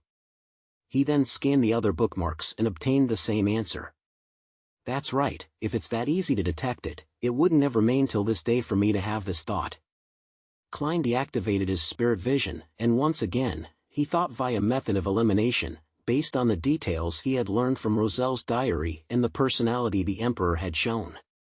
As far as he could tell, since Roselle had said that the book with the card of blasphemy was valuable, it couldn't be too ordinary, or it wouldn't satisfy his sense of warped humor. To use lots of valuable knowledge to serve as a foil for an unobtrusive bookmark would be a form of teasing the recipient of the book. Thus, books with value but aren't of great value can be ignored. In that case, Klein looked around, trying to make sense of it, completely turning a deaf ear to what the guide was saying.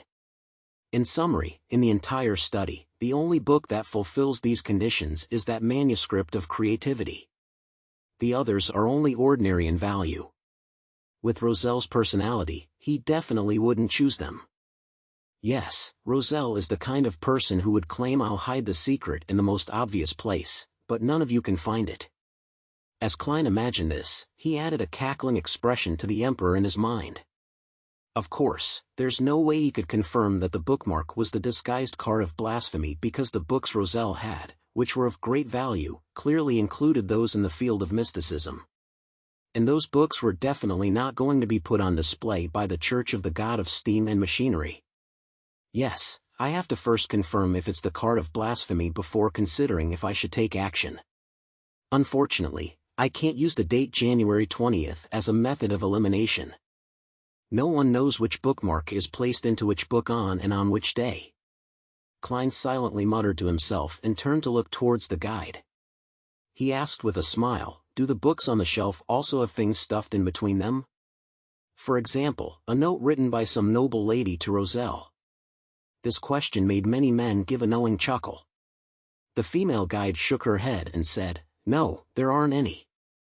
The books that contain other items have all been taken out and placed here for everyone to see. This is just a restoration of Emperor Roselle's study, not the restoration of a particular point in time. There is no need to maintain an immutable state. Klein laughed and said immediately, I understand, this sure is disappointing. That's simply great. There's only one bookmark in the entire exhibition hall that requires verification. The difficulty has greatly fallen, he added happily in his heart. As the guide introduced Roselle's favorite books, Klein looked around the room again, taking in the overall layout. To restore the room from more than a century ago, there were no gas lamps around the room. The lighting mainly relied on the iron-barred oriel windows that were a few meters away and the huge crystal chandeliers hanging from the ceiling. As for the brass lamp on the desk, there were no candles installed. It was purely a decoration. Looking out the oriel window, Klein saw the yellow, withered lawn and a straight, iron-black lamppost. He took note of the location and turned his attention back to the book the female guide was introducing. In his mind, he began to analyze the feasibility of the theft. There's one premise. According to Roselle's intentions, the various churches and the ancient royal families wouldn't wish for him to spread the cards of blasphemy and destroy the stable order that has been in place for more than 1,000 years. Therefore, if I'm an archbishop in charge of handling this matter, I will directly burn all of Roselle's items. If the cards of blasphemy can be destroyed so completely, the outcome will perfectly suit the thoughts of the deities. If the cards of blasphemy are difficult to be destroyed, they will definitely expose their abnormality after the burning.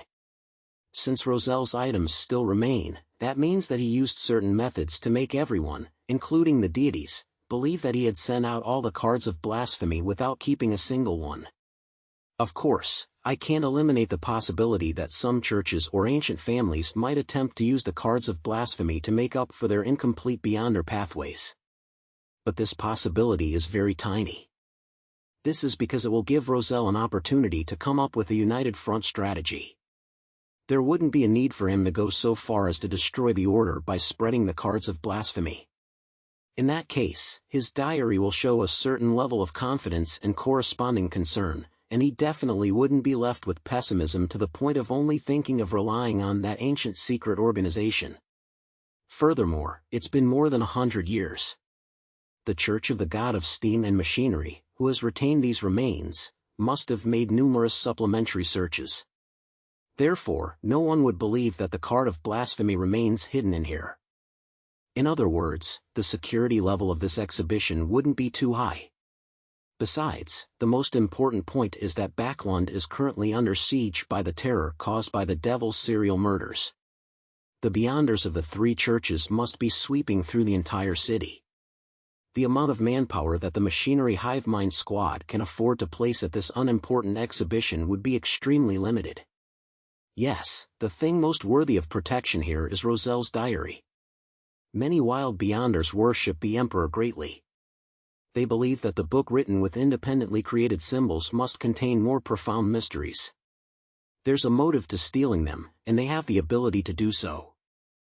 Therefore, the guard's focus will definitely be in that exhibition hall. I'll do a divination above the gray fog when I'm back to verify my analysis. However, I have to first test if it's a card of blasphemy.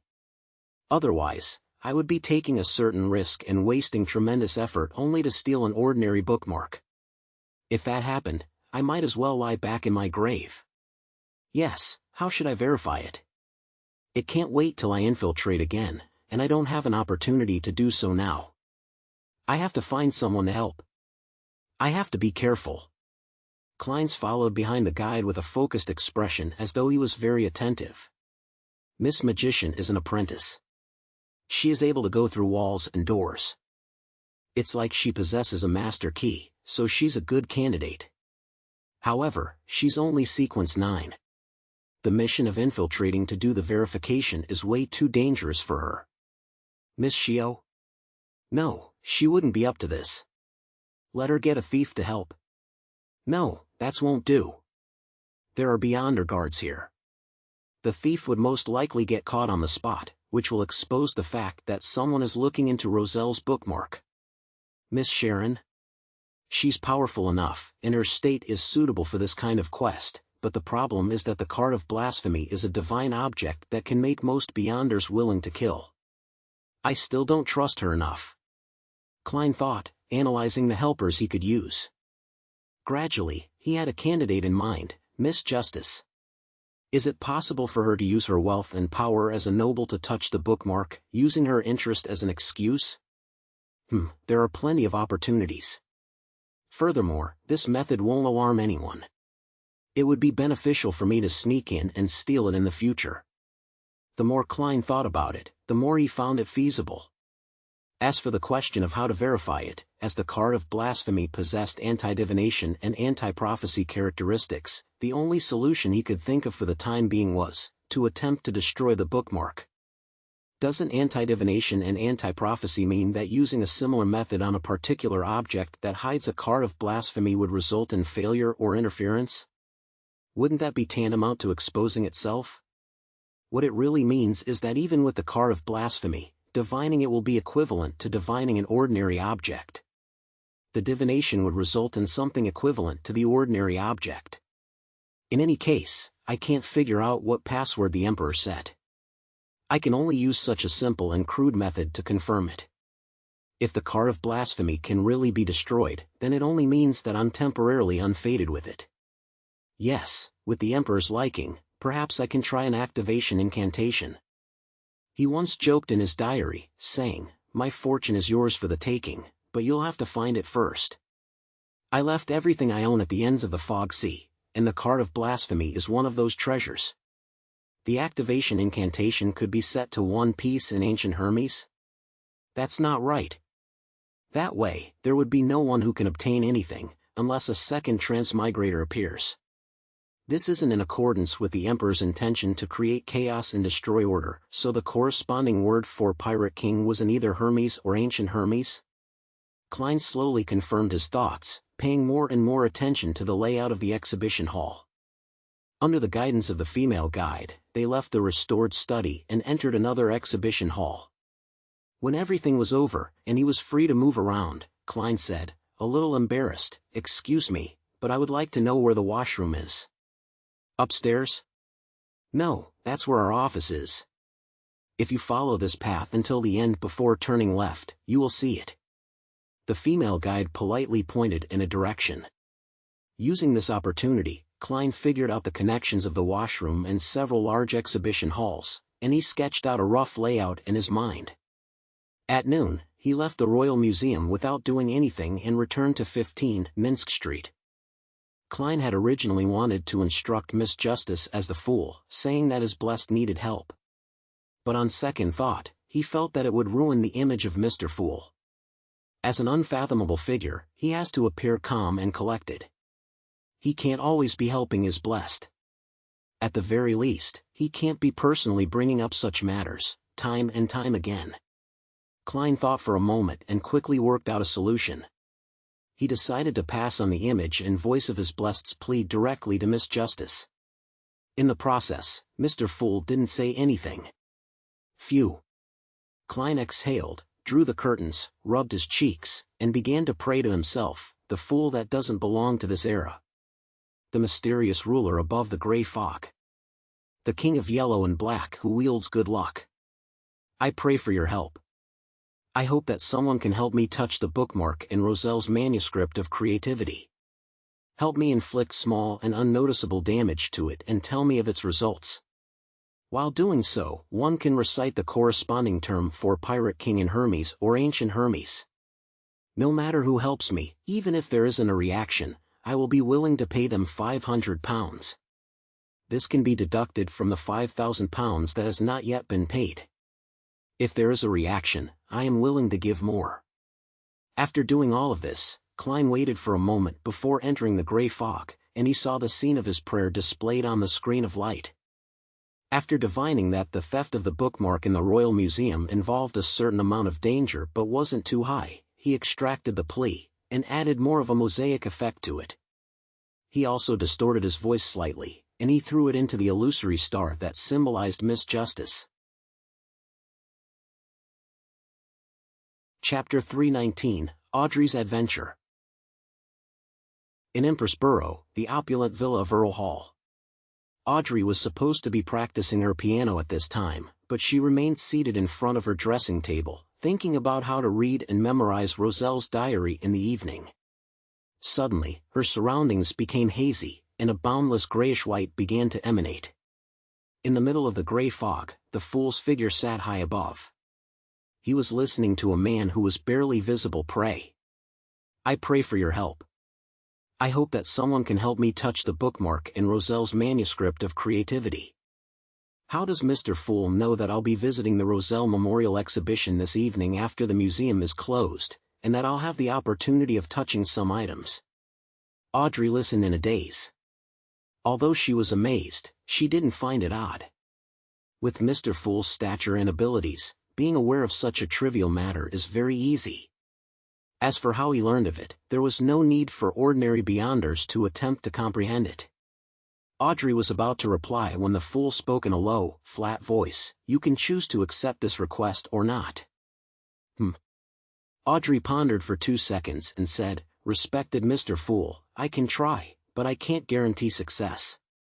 She wasn't really interested in the minimum reward of £500. The reason why she had accepted the mission was that she was curious about the special nature of the bookmark left behind by Emperor Roselle, which was so important to the blessed of Mr. Fool that he offered an uncapped price. Anyway, I was going to look through Roselle's diary today, so it's convenient. Audrey thought. Amidst the fog, the fool nodded slightly and replied with a single word, "Okay."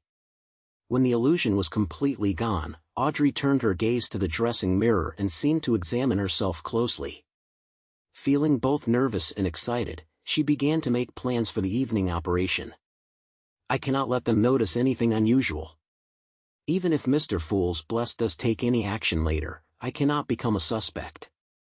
It's definitely not okay to only touch that bookmark. The moment it's lost, all eyes will be focused on me. Yes. So, I need to show equal interest in all the other objects. I cannot let others notice that my main goal is that bookmark. The entire process has to be fluid, nothing sudden, and it has to be reasonable and logical. How should I cause inconspicuous damage? It's just a bookmark. Audrey's eyes swept across the items on her dressing table without focus. Suddenly, her gaze fell on an open jewelry box and focused on a pair of gemstone earrings adorned with fine needles. The corners of her lips curled up, bit by bit, as her eyebrows and eyes slightly curved as she muttered to herself, "With Susie's help, it should be enough." It was 6 o'clock in the evening.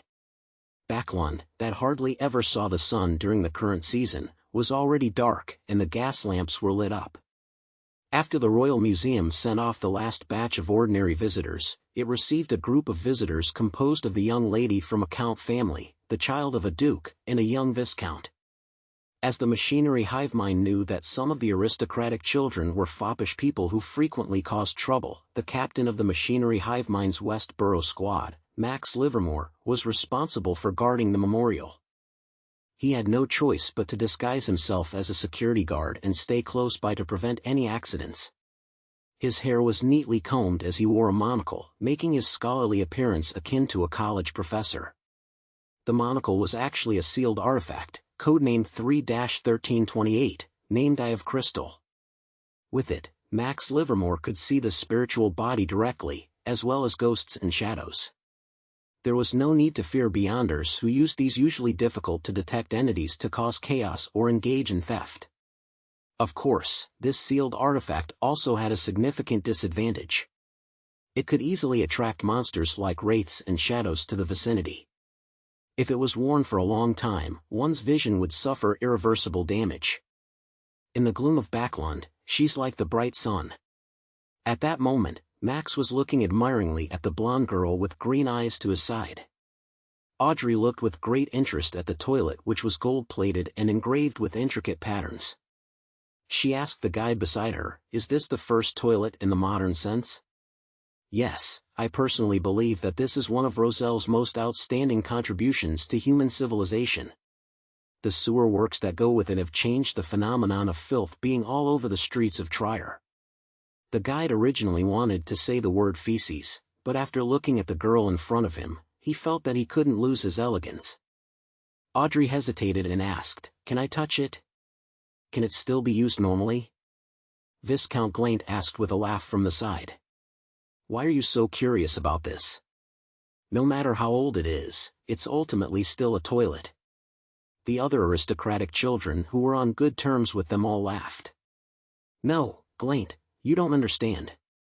This is the glory of human civilization." Audrey smiled faintly in response but barfed inwardly. "If it wasn't to fulfill the request of Mr. Fool's Blessed, I wouldn't want to do this either." She sighed helplessly.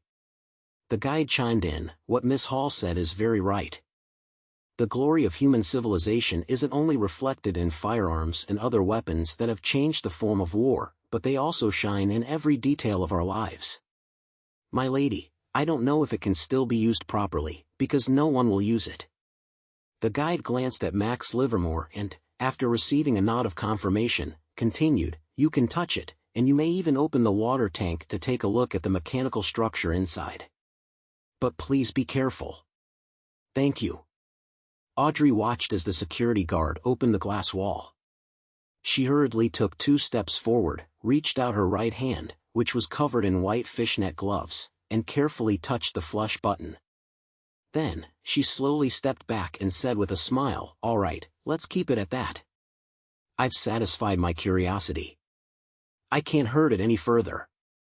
She constantly reminded herself that her prescribed character was that of a naive and curious young girl. After reading this, they entered the exhibition hall where Roselle's diary was located. After some introduction, Audrey asked again, "Can I look through this notebook? We are all interested in these strange symbols." I heard that paper would suffer damage by mere contact with air after a certain period of time, let alone having them touched. It shouldn't be possible, right?"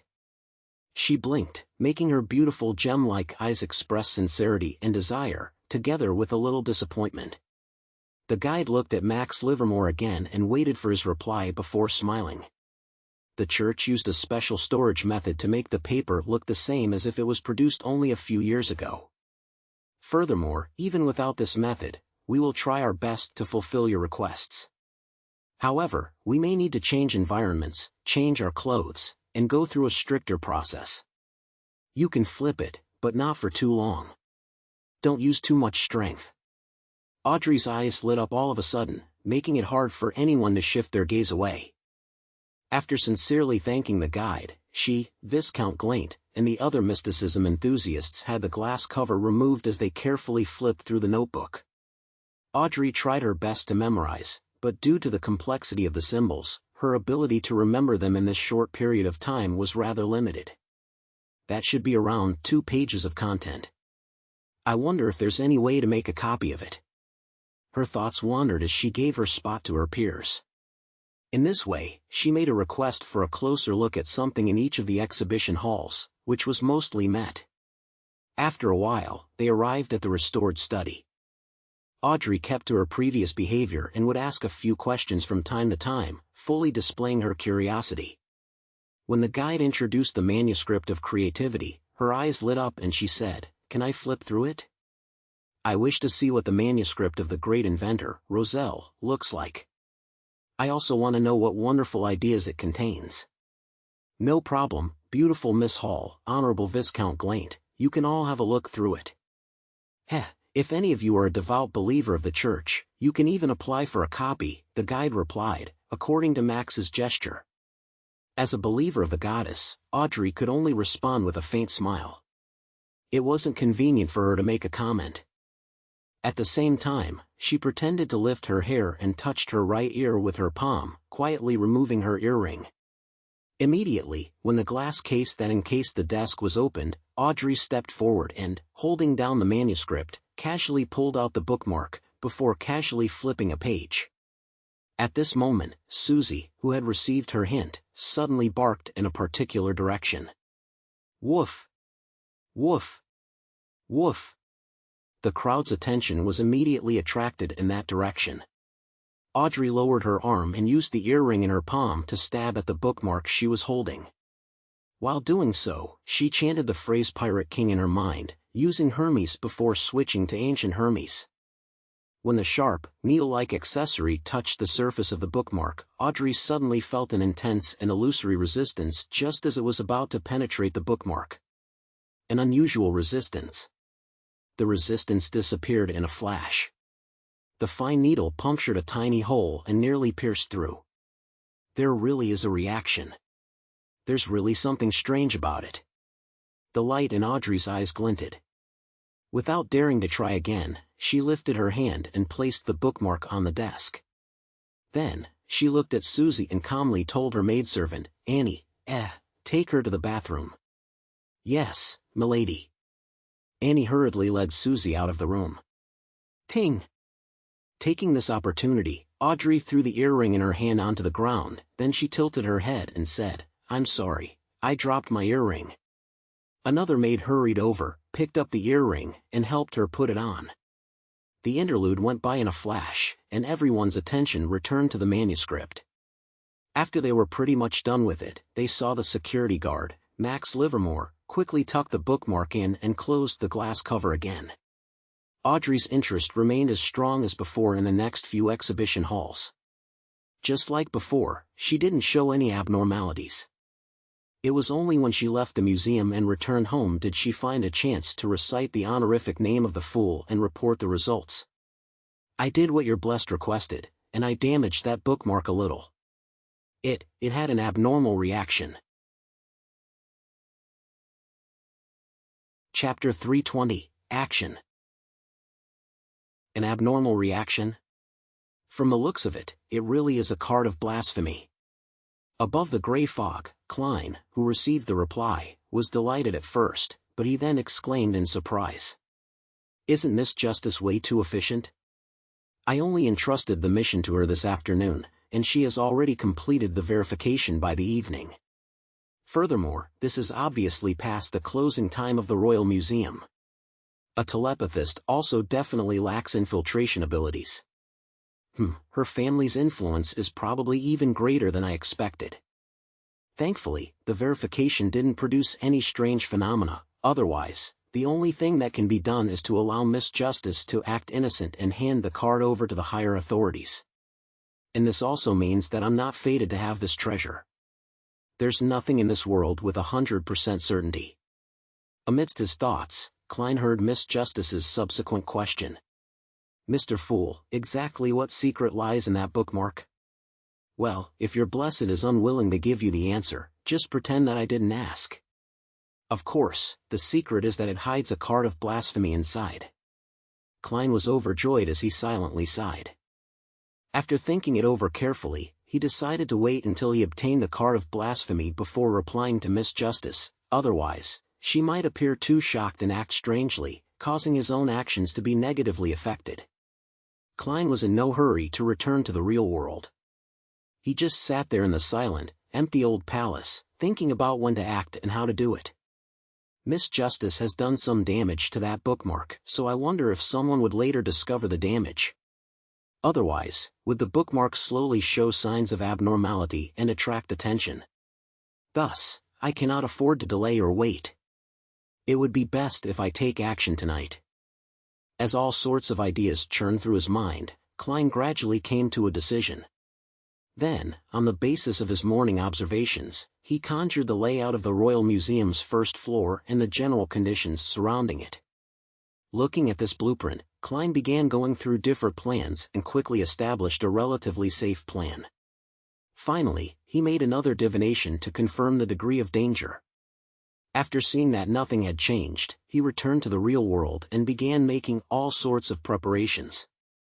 What Klein originally wanted to do was to draw the pattern in his memory, forge a similar bookmark, and replace it after he had sneaked in via responding to himself. He wanted to ensure that no one noticed or know for a long time that the bookmark had been stolen. By the time it was discovered, it would be too late for others to trace the incident back to him. However, after much deliberation, he felt that this wasn't good. As long as the fake bookmark was discovered, the most suspicious person would be Miss Justice, who touched the original bookmark today. I can't put Miss Justice at risk for the sake of a treasure. She did this to help me. Klein finally figured out how to keep Miss Justice from being suspected. His plan was to not only steal the bookmark but to also steal the surrounding items as well, including some of the lighter books. Phew. After finishing his preparations, Klein took out his gold pocket watch and opened it. He patiently waited until after 9. He wanted to act before midnight. If he were too early, people living around there wouldn't have started sleeping. That wouldn't satisfy his requirement for taking action. If he were too late, there would be almost no pedestrians on the streets. Just walking along the streets would make him be easily suspected, and during this period of time, the whole of Backland was under tight curfews due to serial murders. This was beneficial to Klein's operation, but it was also disadvantageous. Tick. Tock. Tick. Tock. The needle kept ticking. As the night deepened, the crimson moon appeared and it was finally past 9. Putting the master key and other items in his pockets, he took his cane and first went to East Borough to change his attire. Then, he rented a carriage several times until he reached a place quite far from King's Avenue in West Borough. By then, an hour and 45 minutes had already passed. His initial plan was actually nothing like this. He wanted to summon himself and respond to himself to become a spirit body. He wanted to rely on his extremely fast speed to cross the distance from Sherwood Borough to West Borough before infiltrating the Royal Museum. However, he eventually abandoned the plan because of the potentially high risks. Backland had more than one high-sequence beyonder. In a situation where a serial killer caused everyone to panic, yet remained unsolved for such a long time, there might be high-sequence beyonders who were consciously using their beyonder powers or corresponding sealed artifacts to monitor certain areas. The distance from Sherwood Borough to West Borough was neither too long nor too short, and the probability of being discovered was substantial if such a special spirit flew like this. This cannot be completely written off just because the divination result says that the risk isn't high, but there is the existence of certain danger, because the divination doesn't give a direct answer, but a revelation that needs to be interpreted. In other words, the results of the risk isn't high, but there is the existence of certain danger is built on the premise that I make a relatively good choice. Therefore, to be careful, Klein modified his original plan but retained the core idea. 2 Kings Avenue, Royal Museum. There were 4 security guards standing on top of a polygonal roof. Dressed in thick robes, they were enduring the cold of the autumn night as they carefully monitored their respective directions. Once anyone approached the museum, even if they were hidden by the trees or building shadows, it would be difficult to hide from their eyes. From this arrangement alone, it could be seen that the security company that had been employed was very professional. There's still half an hour before our shift ends. A security guard looked down at his companions who were patrolling the building and shook his body. In the museum, the remaining security personnel were divided into 4 groups. They patrolled the various exhibition halls in intervals according to different routes. In the showroom where Roselle's diary was kept, the machinery hive mind squad captain, Max Livermore, wore a monocle that allowed him to directly see wraiths, shadows, and other spirit-type monsters. He carried a lantern as he went back and forth to check on the area. Occasionally, he would head to the other halls to check on the situation. His 2 subordinates remained in the small hall, next to Roselle's diary. However, there was an additional item on the glass display case. It was a collection of brightly colored blocks that had been pieced together into a miniature layout of the museum's first floor. This was also a sealed artifact. As long as those blocks were pieced into the shape of a corresponding building, they would be able to establish a connection with the real building. Once anyone intruded, its surface would react immediately by shrinking. Of course, there were quite a few limitations to this. The distance couldn't be too far, and it wouldn't work if the number of blocks it had wasn't enough to piece together the building. And without external help, it was almost impossible for people or items inside to leave. "Captain, do you really think someone will steal this notebook?" "I can't comprehend it at all," one of the team members asked in a bored tone when he saw Max coming back with his lantern. Max smiled and said, "Some people adore Roselle with zeal. It's not something you can understand. Some of them believe that they can crack it and only need more information for reference. Some of them believe that the symbols contain a mysterious power. As long as they can find the correct combination, they will gain beyond their powers. In previous exhibitions, we would capture such criminals from time to time. So that's why we didn't hide the notebook away and place them in sealed areas? We are waiting for these people to surrender themselves," another teammate asked with enlightenment. Max nodded and said, "Who wouldn't want free meritorious deeds?" 18 Kings Avenue. Outside a building next to a crossroad junction.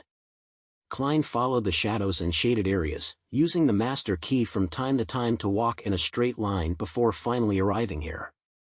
He took out the plain brass key, pointed it at the kitchen door, and turned it silently. An imperceptible rippling happened as Klein entered the room. All the way through, he saw doors and walls, and without disturbing anyone, he found a storage room.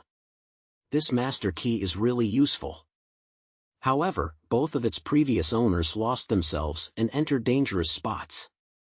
It makes me afraid of continuously carrying it. Klein sighed as he put away the brass key. With the room beside him being the servants' sleeping quarters, he took out holy night powder and released his spirituality to seal off the storage room, making any commotion from within impossible to leak out. Then, he took out a candle and placed it on a crate in front of him. "Pa!" He snapped his finger and produced a light blue spirituality fire on his fingertip. After the candle wick was lit, he summoned himself using ritualistic magic and then responded to himself above the gray fog. Less than a minute later, Klein was floating in the room, facing his body whose eyes had lost their luster. After familiarizing himself with this feeling, he wrapped the ancient and exquisite Aztec copper whistle to stabilize his spirit body and made it stronger. It caused a chilly wind to begin to swirl in the room. At the same time, he also used this power to slightly change the appearance of his illusory spirit body, causing it to appear as if there was a layer of paint on its face. After doing all of this, Klein took a box of common matches he randomly bought off the streets, cut out a transparent door in the wall of spirituality, and headed out. Action time. He silently encouraged himself, and just like a real ghost, he passed through the residential buildings, one by one, before successfully arriving outside the Royal Museum. There was no need to activate his spirit vision. In this state, he could clearly see every security personnel, their aura, and emotions which unreservedly betrayed them. Finding the withered lawn and the iron-black lamppost that faced the hall window, Klein didn't swagger over just because ordinary people couldn't see him. Instead, he followed the shadows and took an elusive route. He passed through the sculpted tree and obstacles before cautiously arriving at his destination. He stuck close to the wall, as he couldn't guarantee that the security personnel didn't comprise of a member of the machinery hive mind.